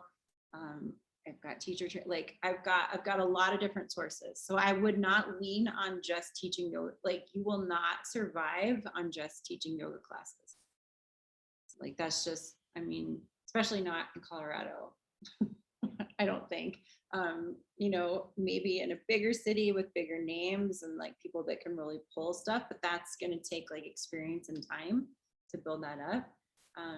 Benefits and all that stuff. Yeah, I mean, maybe like some corporate positions you might be able to. I mean, a lot of that, the thing of it is, the reality is that we get to create a lot of this ourselves. So if you have an in somewhere that is looking for a teacher, then you could put that into your like writer of like, and I want health insurance, you know, like that can be something that you do. So a lot of it is getting crafty and creative, blending things. Yeah, because a lot of people most people just don't do this full time. It's because it's a lot. I mean, it takes a lot to get there, I would say. Yeah, I don't know. Is that helpful, Kelsey, at all? Ish, kind of. I mean, I'm always happy, like, if you get real specifics of like, here's where I'm headed and going, like, I'm always happy to like help in that direction. So know that if things come up after tonight, if you're like, oh, I forgot about this, like message me and I'm happy to help you with that too. Okay. Question, yes. This is maybe kind of back to the internship, but also out in the community. I guess with the internship, do you teach just the Cambio sequence the whole time, or like at some point it's like, oh, it's time to start sprinkling in your Yeah, style? so I always encourage people when I'm mentoring to stick to the sequence for the first, through the internship, stick really close to it. Mhm. After you've had your mentor come after that first visit, then, and if they're like, yeah, you're solid, you've got it down, if you're comfortable with that, then start to change a little bit here and there. Like when we talked about sequencing the other day, like slow builds, you're just changing a little bit here and there. You don't have to like teach like a class like one of us teaches, really. That would be overwhelming, and then you would probably just go in the corner and start crying. So you're like, oh no, like what just happened? No, I would say stick close to the sequence, and you can change it up as you start to feel more comfortable and adding little bits here and there. And then my second part to that was, I'll just give my example. So D11's super interested in like staff or counselor wellness. And so I was going to potentially offer yoga classes in there. Would it be okay to still keep the Cambio secret, or like would you say like, oh, the sequence is from Cambio? Oh, I mean, you can acknowledge that it came from Cambio, but you don't have to. No, you can. But it's okay to like. Totally, yeah, you fully- can, okay. yes, you can totally teach if you're teaching somewhere else. I mean, that's what you learn to teach. Yes, please okay. do. And you will learn that like you'll need to adapt it. It's one of Mhm. those things that you'll just realize like, oh, they don't know how to do Yes, this. don't have to They're stop. like, I don't, yeah, you might be like, okay, Chaturanga, I'm not even gonna go there for the first 5 weeks, you know, like you might, that just might be where, you know, you'll start to, depending on the groups that you teach, you start to quickly realize like what you're gonna have to cut. Things that you're like, okay, this can be a slow build. We're gonna build up. Like when I work like in a corporate setting or brand new with people, Chaturanga doesn't come into the picture ever. I'm just like, I don't have enough time. And it's like, what is my main goal? And Chaturanga is gonna take like too much time. And it's not worth it to like do that. So we do plank, we come to the belly, we do cobras. We're just like, Chaturanga is not even a word that comes out of my mouth. It's just like, and if they know it, if they already know it, then great, they'll do it. But if not, then I just skip it. Skip it. And you'll realize you'll adapt it as you need to for your groups. Yeah. Mhm. Yeah, of course. Well, any other questions? Yeah, Bryce. Mhm. Obviously, this would vary from person to person, but I guess an ideal balance between how much you practice on your own time versus the number of classes you're teaching. Like, Mhm. I don't even know how to define that question very well, but maybe in like something like, you know, you should practice 2 times a week for every time that you teach or something. Is there anything like Yeah, that? I had a teacher one time that was like, it was a ridiculous number, but she was like, for every hour you teach is what you practice. And I was like, no, like, that's just not realistic for me. I was like, that's no, not in my schedule. I think you'll figure it out. It's one of those things that you'll probably have to swing too far one way to find it, unfortunately. I mean, maybe you'll find your sweet spot right off the bat. And I hope that you all do. But usually it takes a minute to like figure it out. You know, I remember like when Erica first started teaching, she was subbing. I mean, it was like, there's always these gems who will just be like sub. You're like, thank you so much. And then she had to like back off and be like, no, I need to actually be practicing a little bit more, you know, that sort of thing. And so you'll find it. You'll definitely start to find it for yourself. I would just say practice more days than you don't. Which is what I would say to a student. Practice more days than you don't. And that can look like whatever you need it to look like. You know, it could be a 15-minute practice. It could be a studio practice, you know, whatever that looks like for you. Okay. Okay. So next thing here is so more training. I think we talked about that. Like there's more. I know Austin's going to be doing a yin training coming up soon. So if you all are interested in learning how to teach yin, that'll come up. You can add that into your toolkit of styles. And then yeah, like adaptive, that'd be great. If like Sam or Cheryl's doing, that'd be so good. If someone like that is doing stuff. And just keep your eyes open. So other ways that you can do this. So here, that list on what's next is building communities. So there's these different Facebook groups online that I think can be really helpful to just learn about what's going on in other studios. Like obviously you can follow other yoga studios in town to see what's going on, but then also these different groups here online. So you've got the yoga teachers, which is like a big global one. So that one is just like, there's 30,000 people in that one. And that one's a fascinating group, I think, to just watch and see like what is being said in the general big like yoga community at large of like what people are talking about. Like I don't participate in that one. I'm a lurker in that one. And it's always interesting, just some of the things will be like, oh, okay. That's how people, interesting, just what people are vocal about, you know, sort of a thing. And then you have the Pikes Peak Region Yoga, and then you have the YTOCS, that one. And that's Yoga Teachers of Colorado Springs. And then there's Denver Yoga too. So those can be good ones to just see like any upcoming workshops. People post in there, like all that kind of stuff. Laura, Facebook Accessible Yoga Association. Oh yeah, I'm in that one does too. a ton of conversation. Accessible Yoga Association. Thank you. Yeah, and there's a ton. I mean, you can just search like if there's a style of yoga you want. If you're like, I want to do kids yoga, there's tons of trainings. And now with like so many things online, there's a lot of online trainings that has made a lot of this more accessible so that you don't have to travel. And that's kind of nice. You get more access to teachers that maybe you wouldn't, which is really lovely. You know, one of Austin's favorite teachers lives in Australia, and if before pandemic, it was like he would go to Europe, but he was never in the States, and so now it's like he does a lot of this online stuff, and so it's cool to start to find teachers like that where you can take their stuff. And we did a lot of, even though Zoom land, you get a little tired of it, but I gotta say, it is really nice to get that still continuing education that way. I mean, I'm using that for yoga therapy, finding access to programs, all that sort of stuff, which is really, it's just helpful. It's really nice. Okay, next is if you want to open your own studio. So know that that is something, if you want to do, go for it. I say go for it. Know that, don't ever feel bad. I know sometimes people get nervous of like, I do an open studio and should it be a secret? No, it doesn't have to be a secret. Like, we will support you. I would just say, like, if you're opening a yoga studio, like, don't do it like right next to Cambio. Like, that's not very nice. Yeah, right. Right here.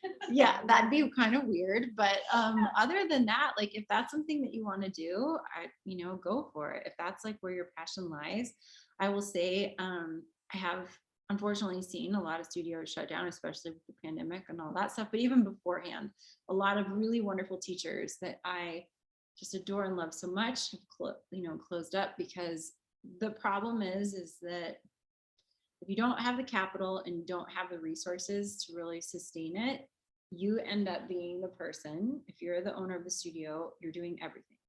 You're the marketer, you're the teacher, you're the cleaner, you're the toilet cleaner, you're the everything. Like, you're in charge of it all. And some people just aren't built for that.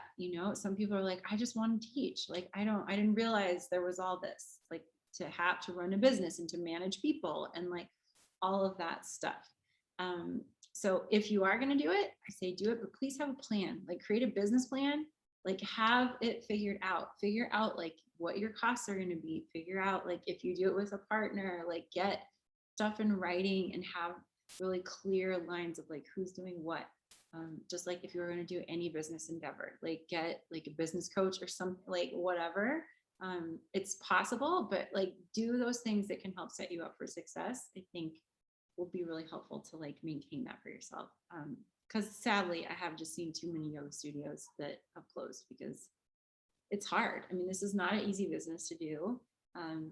People, when Amber and Austin opened Cambio, I mean, they were all working other jobs. Everybody had different jobs and they were teaching. And so it was like, and it was just that slowly adding things, changing, adapting, like, and one of the things I'll say that like Amber has done so well is that Amber knows her lane. She knows what she's good at, and she has no problem delegating.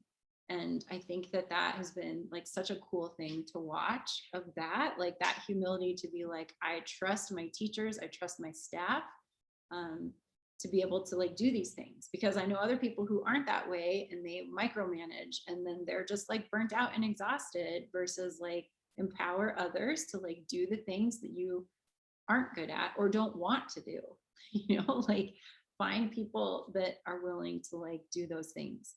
And I think that will just help you along the way. I just can't say enough for that.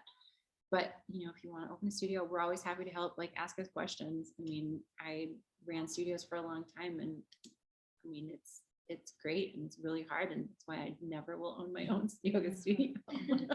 This is as close as I get being married to somebody. I'm like, that's it. Yes. Do you think you guys will expand Cambio any further, like in Colorado? I don't know. I mean, I don't know. There was talk at one point, but this was all pre-pandemic. So, I mean, we talked about like, could we franchise it some if people wanted to open something somewhere else? And then, pandemic and all that happened. And that's no longer. Yeah. Then we just needed to get that studio opened. And yeah, it's I don't know, who knows? I mean, it's possible. You never know. I will just say it's possible, because who knows what they have up their sleeve. Let's see, question online here. How do you manage having the teacher substitute ratio? If you're owning the studio, should you always be prepared to sub so that classes aren't canceled? Yeah, Kayla, yes, I would. That is tricky. So I will say I am very much, this is where Amber and I are different. So I am very much like, if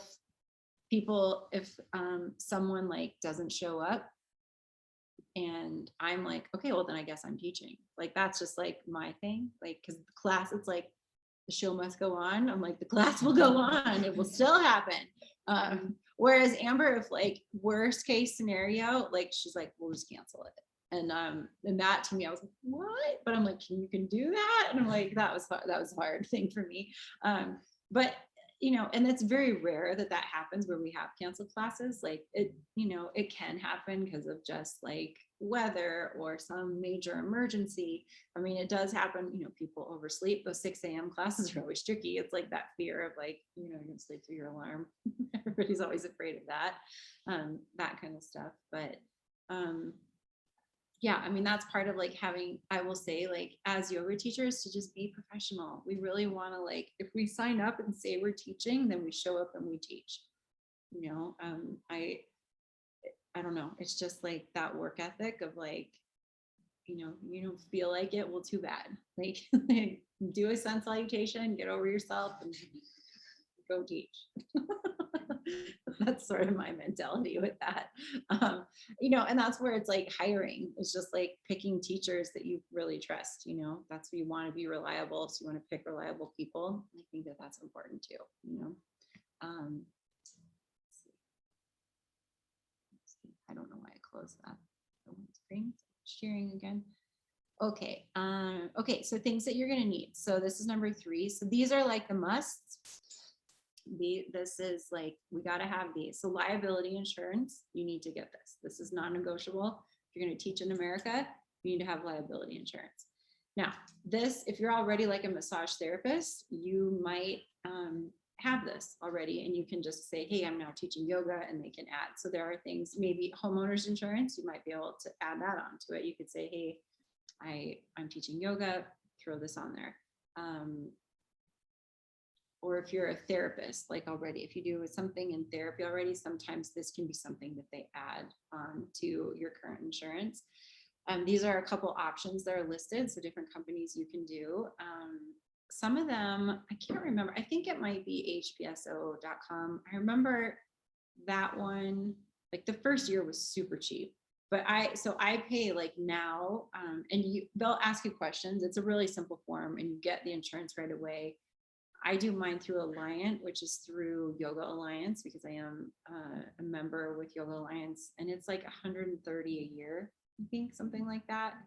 Yeah, I mean, I think that's like going to be the top end of like what you're paying per year for that. And those are just some different options that you can use for them. You also need to have CPR first aid. So if yours isn't correct, get it up to date. There's a ton of options. You can even do it online. So the Red Cross, you can go online and do it. That's how I've renewed the last couple times, and that was really great. Okay, Kelsey asked, if you're teaching at a studio, does the umbrella policy cover you? No, not necessarily. It depends on every studio. Some studios will, some studios they will cover you, but not every studio does. So I would just say you want to have your own, because as soon as you teach outside of a studio, then you're not covered. So I would recommend getting some, because you might have someone say like, hey, can you come teach over here at this thing for me? And you're like, great. And they may ask you for a copy of your insurance. And then if you don't have it, then you're like, then you got to get it. So I just get it. It's just one of those things. So like my renewal fees, like my dues are my liability insurance every year, CPR is every 2 years. And then my accreditation with like my yoga therapy, and then Yoga Alliance every year. I renew with that. And those are like the general fees that I have every year that I've got to pay. Those are like the must. So those 2 are like, in order to teach, like your internship at Cambio, all that, you've got to have that.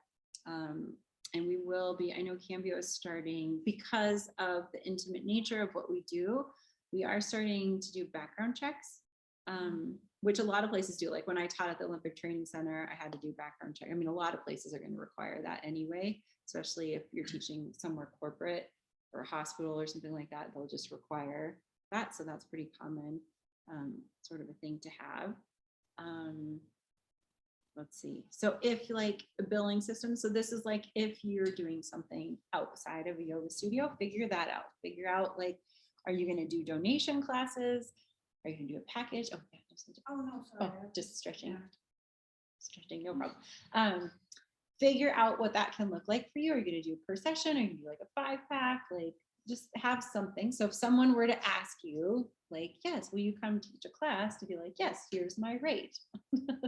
And you get to pick what that is for you. I would say, you know, you want to calculate like driving time. You want to figure out like planning time. You know, if you need to bring props, will they have their own? Like all of that stuff, like start to figure those things into the mix.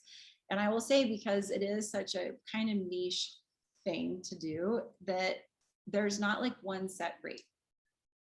I've had some things where I've had to reach out to friends where I'm like, I have these people, they're doing this retreat like in the mountains. So it's like an hour drive and I'm going to teach, like, what do I charge? Like, I still ask, you know, cause I'm like, what's the value? You know? So I'll like reach out to friends and they're like $500. I'm like, really? And I did one like this and they were like, okay. And I'm like, I guess I didn't ask for enough because there was like no problem. I was like, okay. You know, so it just sort of depends, you know, like play around with that, what you feel right, what feels good to you in your heart. I will really encourage you, unless this is like where you feel really passionate about, but to not do a ton of free classes.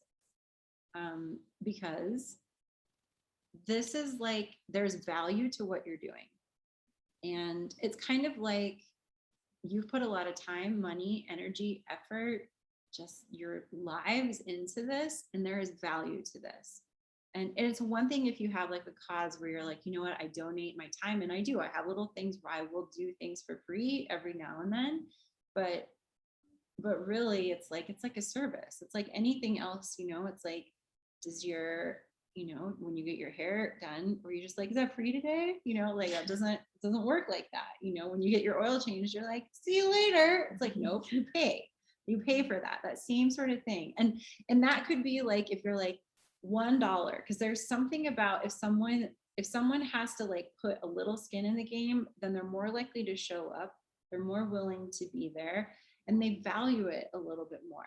And that's like Cambio. We're not free yoga. It's not free. We don't say free, it's donation based, you know? So it's like, you can do that. You can set your model as a donation base if that feels good to you. And maybe you're like, yeah, every quarter I'm going to do 3 yoga classes for X, you know, if you want to do something like that. But you will see, just in the yoga community, there's a lot of dialogue about this, because you do get a lot of places that will ask to teach for free. Like, oh, will you just come and get the exposure? And it's kind of like artists, musicians will get that. They're like, come play for free. And it's like, you know, it's like, who does that? Like, I don't know how it got to that point where we felt like that's okay to do for people, to just like ask that for free. So don't be afraid to put a value to that for people, like really. And I know it can be weird and hard sometimes, but it's like, think about your time. And I've made mistakes where I like totally undervalued myself. And then I resented going to places. I was like, oh, why did I do that? Like, I don't even want to go. And it's like, because you think about like your drive time, you're going to plan just that effort, like what you're not going to be doing instead of going, you know, like be mindful of that, you know, and really like think of like, is this worth it for me to do? So, and it's, I don't know, it's like a tricky little balance to find. Sometimes you want to just do stuff because you're like, yeah, let me donate to this. And then you're like, no, I'm going to put a dollar amount to this. So yeah. Okay. I know it's so tricky. Ask if you like and people will do that. I'll get emails sometimes. Someone was like, I'm getting this opportunity to teach here. What do I try? What do I say? You know, like, I'll help you. I'll walk you through that. Cause I know it's weird. It's hard sometimes. One of the things I've heard is that they're not paying you for that hour of your time. They're paying you for the years. Yeah, that it's like taken Picasso. You to be able to do that hours worth of time. Yeah, it's like that Picasso thing. So there's a story of Picasso who was sitting there at this cafe and like sketching on this napkin, and then he was like, and this woman realized who he was, and he was just gonna throw it away. And she's like, "Can I have that?" And he's like, "Yeah, $10,000." And she's like, "You were gonna throw it away. That took you 20 seconds." And he's like, "Yeah, it took a lifetime for me to be able to make this."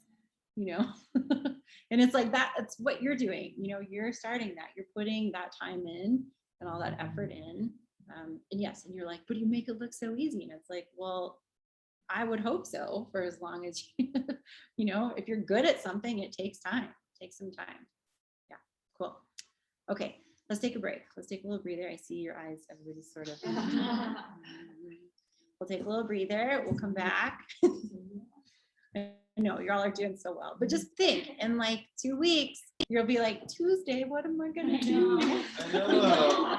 You'll be like, oh, I need to go take a yoga class. Yeah, you're gonna come take yoga or go have pizza at Will's place. January is gonna be full of yoga. Yeah, I hope January is full of yoga. Is there? I know I pushed it on my phone. Okay. All right, y'all, you're doing great. Get back to screen share here.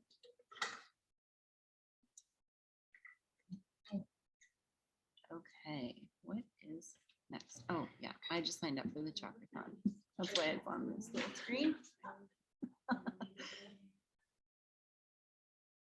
Okay, where are we? Okay, so next, so other things you may want to do is like, you might want to make a little LLC for your business. If you're gonna do that, super easy in the state of Colorado to do, to make. You just have to pick your name. It can be anything. Don't stress too much about it. And it's like $10 a year to renew. And really what that does, like an LLC is good because it just protects you. If you do have your own business, like if you're creating your own business and you have like this business account, so then if you set up a bank account that's strictly for yoga, just all of that is just easy for taxes to take care of all that stuff for you. If you want to, you don't have to do that.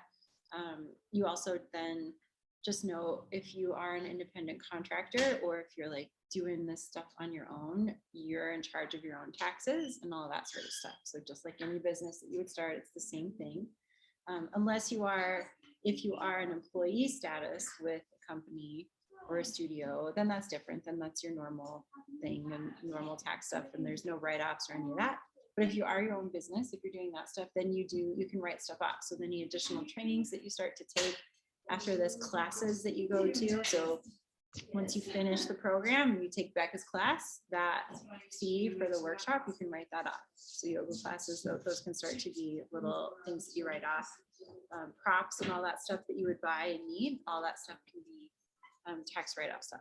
Obviously, I'm not an accountant, so you'll want to confirm all of this with your accountant. I'm just speaking from experience and things that you can write off, and then profit loss, and you got to make some money eventually, you know, all that sort of stuff when you go that route. That's pretty general stuff. And then, so for marketing, different things you can utilize.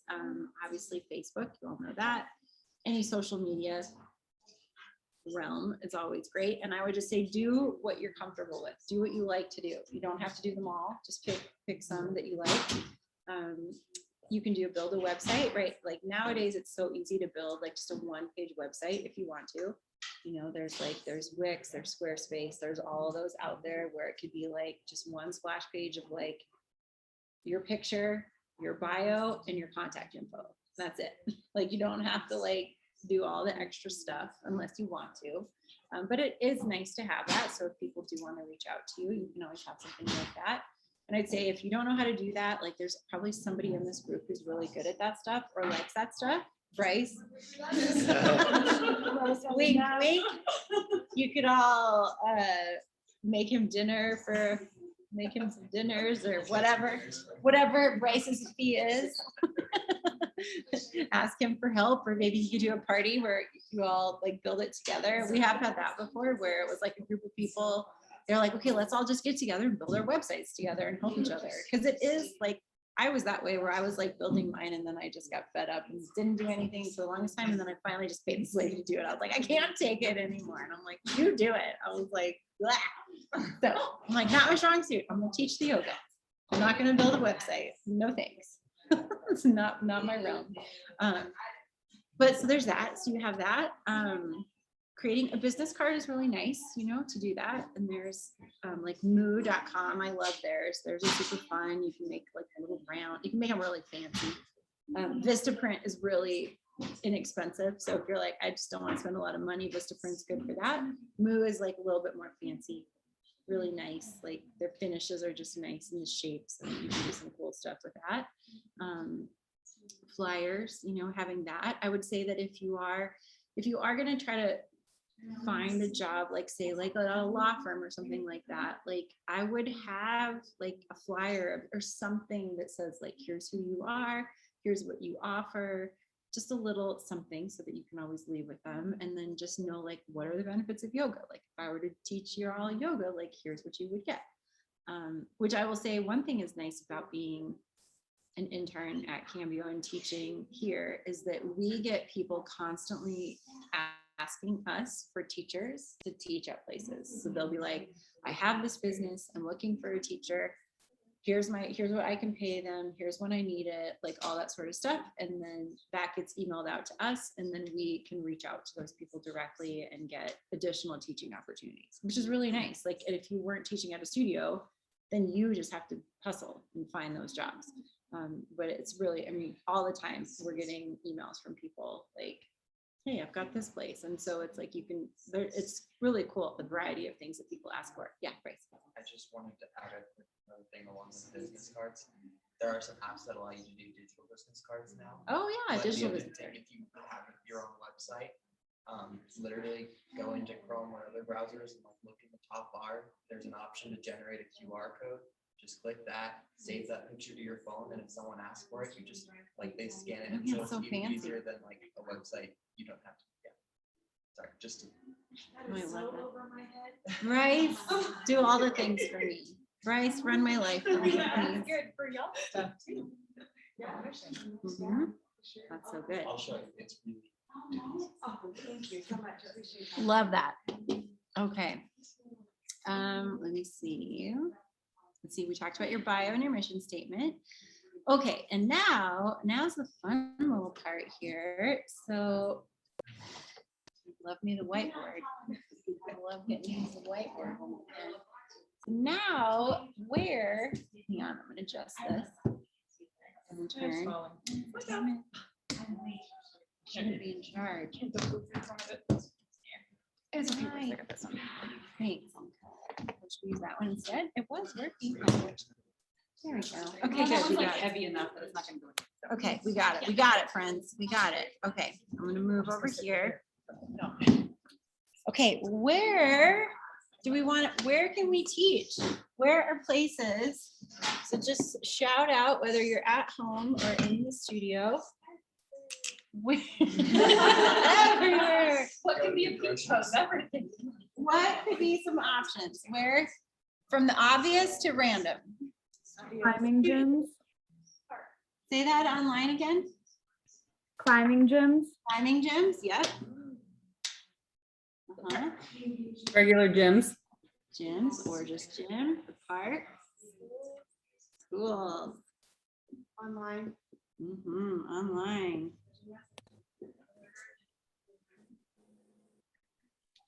A lot of big companies. Yeah. Yeah. Just companies. Corporations, yep. Special Retreats, At home. special events. Outdoor programs. You could go on a hike and like teach in the mountains. Yep. Hi.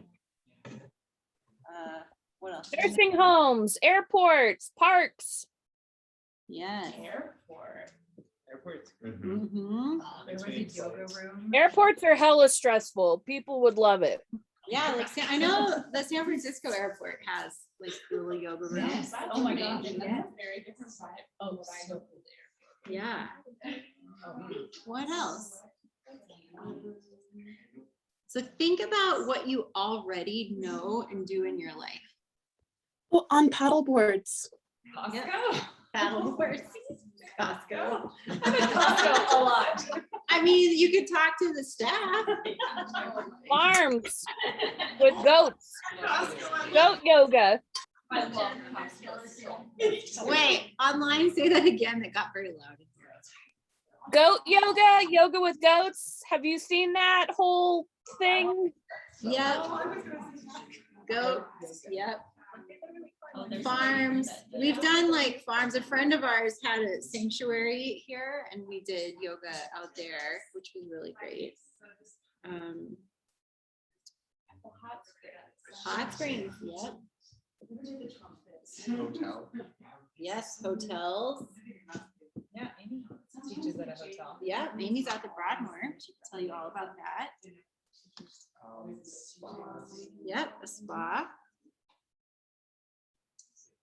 That's one of the retreats that I do is I work with Beta salons and I do wellness programs for them. So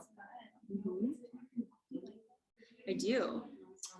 I just have like a really fascinating thing with stylists. I don't know why. They're just meant to be in my lives at all times for some reason. Well, I don't know about it. I was supposed to get my hair cut tomorrow, but she can't. It's very, I'm stressed out about it. Oh, senior centers. My mom is going to like a beginner's yoga for seniors. Dance studios. Yeah. Yep. Oh, you could teach on cruise ships as well. Yep. You can. I mean, it really is everywhere. So back to Kelsey's point, everywhere. You were right with your answer, Kelsey. But also, one other thing too is like running, right? Running groups, cycling groups, like all that, like kids, yeah. Like there, I would think of like, you know, if you're a knitter or you crochet or what, you know, like if you, things that like you can, there are communities that you can always reach out to. You know, law firms. I've known a lot of people who've taught at law firms. There's stuff like that. What I would say is it's always good to, like, especially if you're looking at a business and wanting to bring it in, like having an advocate can be really helpful, meaning somebody who works there already that you have in it. So whether it's they do the HR or they work there, like that can be a really nice tool to do. Oh gosh, lots of stuff in the chat. Let's see, what do we got? Is there more? Spas, airport, nursing home, hikes, yes. Online, yes. Bryce, can you, wait, what do you want him to post, Monica? The QR code? Is that? Yeah, that whole thing that he was talking about, and I was like, holy moly, I need to know about this because Yes, I'm tech savvy, but Bryce, I feel like we could be best friends. Yes. We're the best friends that anyone could ever have. Yes, love it. Yes, he said he will post about that. I will try to do like some screenshots on my laptop of like where you can find it because most browsers have a button that allows you to generate a QR code for a website now. Perfect. And so I'll try to Great. post some pictures of that. Awesome. So cool. Yeah, so I would, there's so many options, you all. You have, just think about what you already know. Obviously, studios are great. Studios and gyms are going to be really usual places, but you can get really creative. And that's like the fun thing of like get creative with where you want to teach and what you want to do. I will say none of you said this, and I'm glad. But there you will see, and you probably do see a lot of like yoga and breweries and things like that. I have weird feelings about that. It's not my favorite just because it's like, what is the purpose of yoga? You know, because then there is such a thing of like, we want to be really, I don't know. I try to just be really mindful of like, as teachers, people come to yoga for different reasons. And yes, teaching at a brewery can be a great place to expose people to yoga. And then it's like they're getting to experience what it is. And maybe that brings them into a studio, and that's great. But at the same time, we do have a lot of addiction problems in our society as it is. So bringing some sort of substance as a reward for doing yoga, just for me, that doesn't work for me personally. And so if it does for you, great. I would just get really clear for yourself, because someone could ask you about that if that is something that you do decide to do. Have a clear answer for yourself of like how that's okay for you. Does that make sense? Yes. Yeah. And just know that there's a lot of talk of that, like in the yoga community, of like, there is like not controversy. I don't want to make it too dramatic, but there, people do talk about that of like, is that disrespectful of yoga to be combining, wine and beer and all that with a yoga practice? Yeah. I used to work at Coady in Santa Juan Street. Oh yeah. Mhm. And they used to do yoga in the morning, and then there is like mimosas after yoga, so people sit and have the whole jug of mimosa and like just. Yeah. And when I clean there, and they're just like doing yoga, it's just weird. Yeah, it's kind of I don't know. I mean, and I don't want to yuck anybody's yum, but I do want to just be honest too, of like, I don't know. But a lot of people love it. And, and if it gets more people doing yoga, I guess that is an upside for it. And that goes to any opportunity that comes your way. Like, make sure it's clear, you're clear in your heart about it. Like, does this feel right to you? As you go to do it. Okay, great. Okay, a couple last little things here. So, hey, Sam, you're the perfect person. We were talking about adaptive yoga. Oh, okay. And they want to know how to get training for it. Well, we're always looking for interns. There I Sent am. you a Hi. text message, Laura. Sent you a text about it. All right. So trying to be seen at the same time and talk. Adaptive yoga, we do adaptive chair on Saturdays at 4:00. It's online right now. We're always looking for interns. But it is a wonderful practice that really helps you expand your thinking of what yoga is. Are you doing a training? Well, I did do a training with Matthew Stanford last month, who's awesome. So if you check him out, he's with Mind Body Solutions. And Matthew Stanford's really the one who drove the adaptive yoga. So it is a good thing to go and check him out. I think we have on our website like blogs or something that we can, Morgan and Alan talked with Austin or somebody about adaptive yoga. Oh, on So the podcast? I think it's a podcast. Yeah. So you could check that out as well. But yeah, if you reach out to Morgan, or if you want to give me your information, and the internship is a little longer, but you get to cover quite a bit of stuff and learn how to be able to teach to various needs and abilities. Yeah. Okay. You think I left anything out? I don't think so. Yeah, we would love to have you. And it's You're going to. Oh, Yes. yes, it's a great practice. And as a teacher, you get, for me, that's when I really felt like I came into my own as a teacher, was doing the adaptive. Because it really, like I said, it really expands your ideas to what yoga is. Love it. So cool. Thanks, Sam. That was perfect. I'm like, Yay. pulling you in. Perfect. Yes. Great. All right. Okay, thanks. You guys have fun. Are you guys almost done? They are almost done. And we are almost done tonight. We're close. Yes. They're doing great. Yay. They've stayed awake. I'm so proud.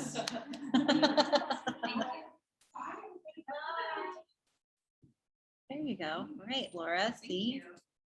Okay, next. So everyone always wants to know about Yoga Alliance. So I've got it pulled up here on the thing. So you can just go to their website and check it out, yogaalliance.org.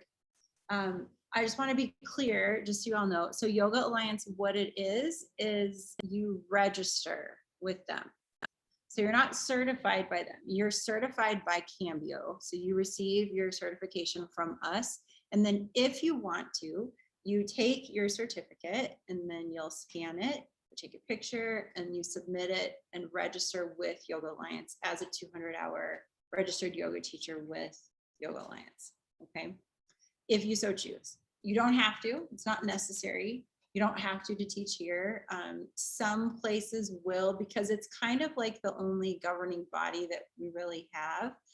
It is global, it is international, so it is recognized everywhere.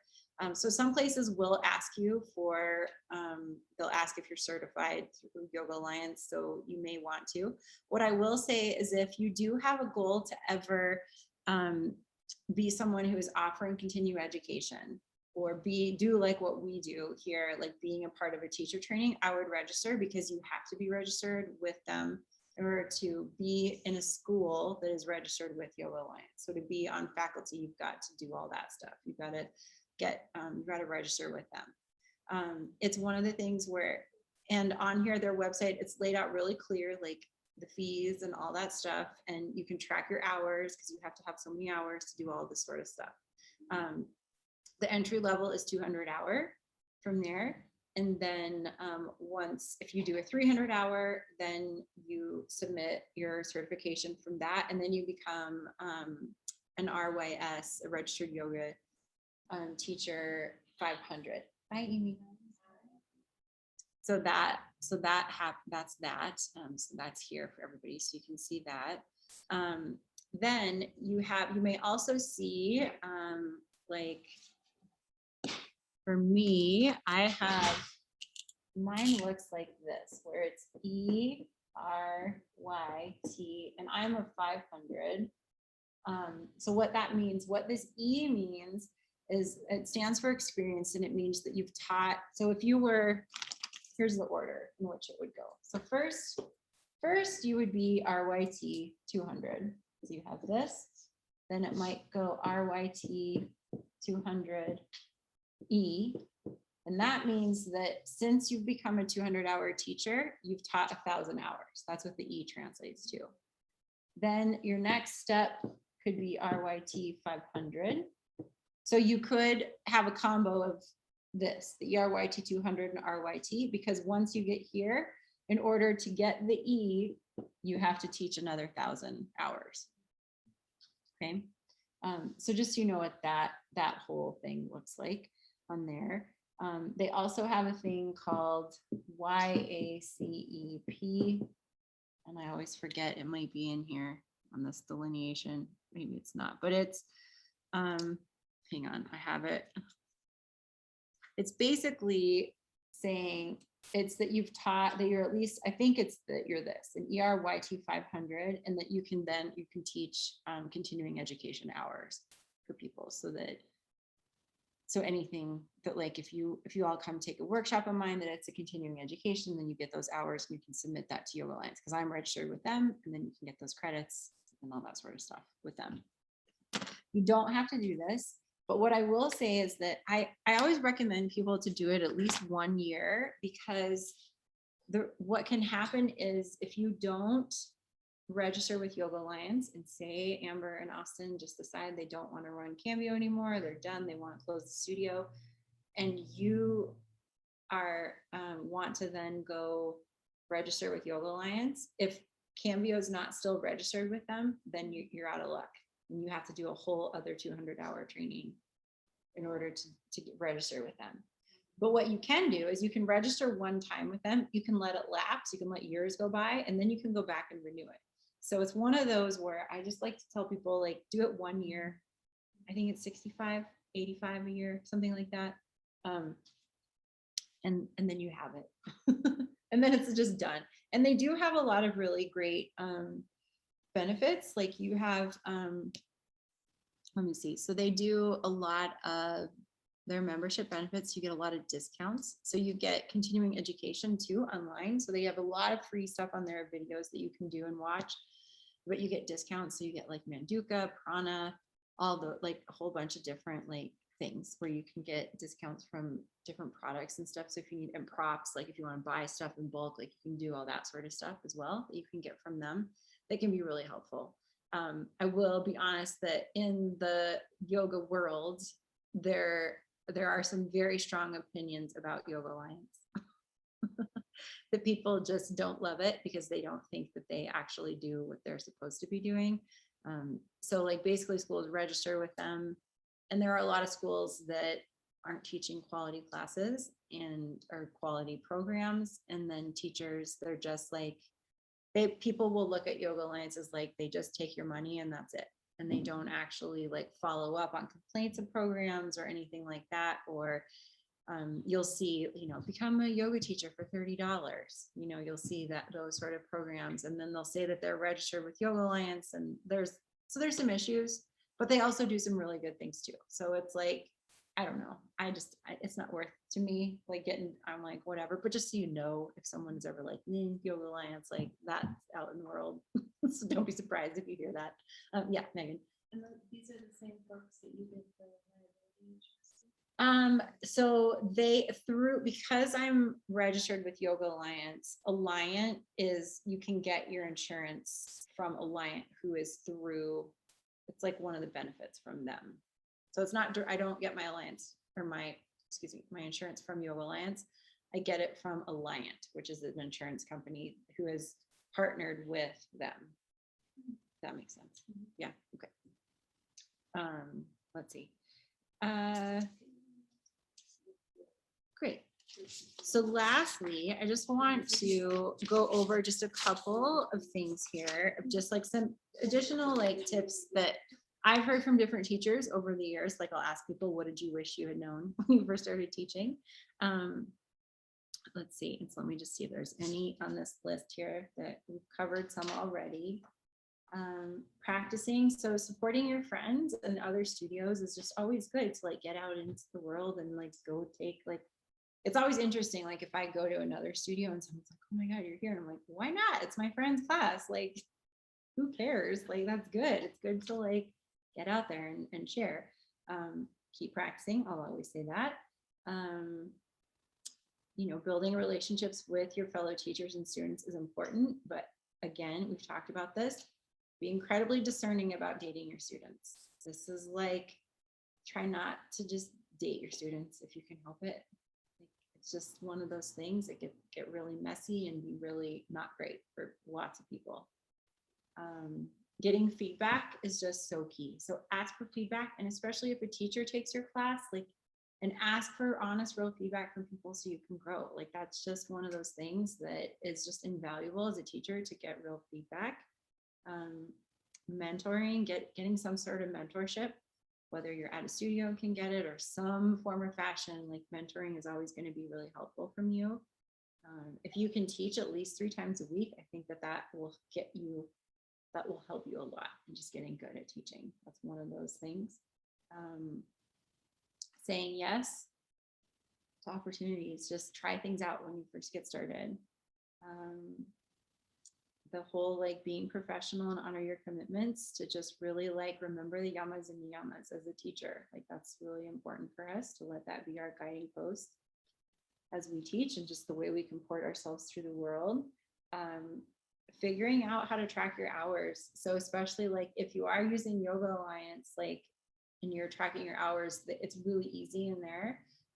When you teach at a studio, we have software system where we track your hours, so that's super easy.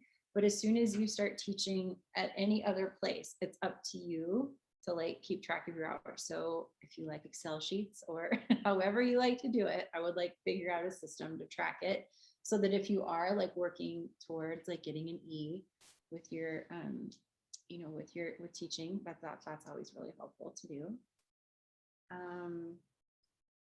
Always be learning. So whether that's trainings, books, classes, whatever, like keep exposing yourself to what's happening in the yoga world. Time management is going to be key. So figuring out like what works in your schedule, like Laura today asked me, she's like, do you have days off? I'm like, sometimes. And it just depends. Like some days are really heavy with teaching and teacher training and things like that. Some days are lighter where I maybe teach one class or nothing. And it's just like, I've figured out what works for me and I've definitely figured out what doesn't work for me. And you find out real quickly what doesn't work. And as you get older, it's just gets real clear, really, it's real clear. Know that your practice in yoga is going to change for you over the years. So be okay and open to that. It's normal. It's going to evolve and look different just as you teach and as you mature. You don't need a guru. Sometimes people think that they need a guru. You do not need a guru. You are your guru. Your cat or dog or your child, your relationships. Those are your gurus. Trust me. You learn a lot from them. If you want, like, get involved and let the powers that be wherever you are know what you want to do. Like, that's just one of those things of like, you know, at Cambio, a lot of people have like come into positions because they asked. They told people like, hey, is this available? Hey, this is what I want to do. Like, they're not mind readers, so they don't know unless you ask and like reach out and make yourself available. Wherever you want to teach, practice there. That's one of those things when I was hiring and I'd get like random emails or phone calls of someone that they're like looking to teach. And I'm like, well, have you been here? Do you even know? Do you like it? Like, you know, do you connect with the studio if you want to teach somewhere? You know, that's always important to make sure. And lastly, I will just say Instagram is not yoga. TikTok is not yoga. So, because you will see things get portrayed as like, whatever, all these like perfect shapes and twisty pretzel-y things. And like, just please remind you that it's not yoga. You don't have to have 1 million followers to be a good yoga teacher. You know, you can, some of my favorite teachers are not famous yoga teachers. They teach at home or online or whatever. And they're like the most incredible people. And they're just, they don't have a big following because they don't need it. And you don't have to have that. So don't feel like that equates to you being a great teacher or not. Okay, like just show up and do your work. You know, do the yoga, be the yoga for your students. Yeah. Okay, cool. Question. Yes, with you do, and they're called CEUs, and I think it's like 30 CEUs like every 3 years or something like that. So it's not bad, but it should be on Yoga Alliance's page there. If you kind of scroll through there, you'll be able to find that if you go to their website. And they can tell you, but yeah, you do have to maintain continuing education with them. And it's easy, trust me, with workshops and little trainings and all that sort of stuff. Yeah. Okay, so that's it. We're there. Yay, y'all. Great job. I know we're all so tired. I feel like we're all squinting right now. It's hard when it gets dark at 4:30. I know. It feels like it's midnight. It really does. It's so late. All right. Well, if you have any other questions, let me know, like as you're moving along and getting into the teaching world and all that stuff. Enjoy the ride. You're only ever going to be here this one time, this beginning phase, and then things are going to change for you. So just enjoy where you're at with your teaching journey. Like, I can't recommend that enough, and just embrace it and teach. Just get out there and teach. Get that experience. If that's what you want to do, if you want to teach, teach. Okay. The opportunities will, the doors will open. I promise you they will. Okay. Okay. Let's do the word. Okay. Friends at home. I'm going to start with you. Jasmine. Progress. Lauren.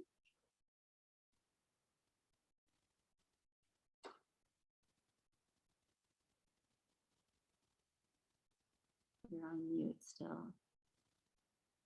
Still muted.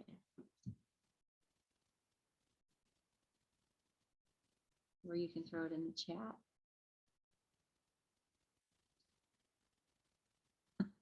Oh, it's funny.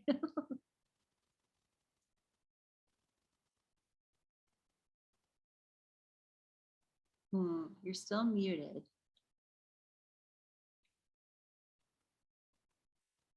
We can't hear you. There we go. Sign language. Oh yeah, can you sign language? Okay, wait. Okay, hold hopefully. Lauren will just throw that in the chat. Okay, Aubrey. I do 2 words. Tired and Tired and what? What was the last one? business. Ah, great. All right, Emily. Sleepy. Sleepy, yeah. Mariah. Overloaded. Monica. Hopeful. It's Brandy. Clarity. Good. Kayla. Business. Kelsey. Future. Nice. All right, Lauren, do you have volume? It would not unmute. Teacher. Teacher, awesome. Okay, did I get you all? Because it all kind of reshifted. Yes, everybody went online. Okay, good. All right, Austin. Future. Okay, future. Same as Brandy, clarity. Teacher. Gratitude. Encourage. Next. Fallen. What was that? What? Fallen. Fallen. Another term, but Austin's gonna have to. Oh, boy. Yeah, no words, no words. Just good luck. Have fun. Just have fun with it all. Have a great night, everybody. Thank you. Bye at home. Sleep well. That was the cherry.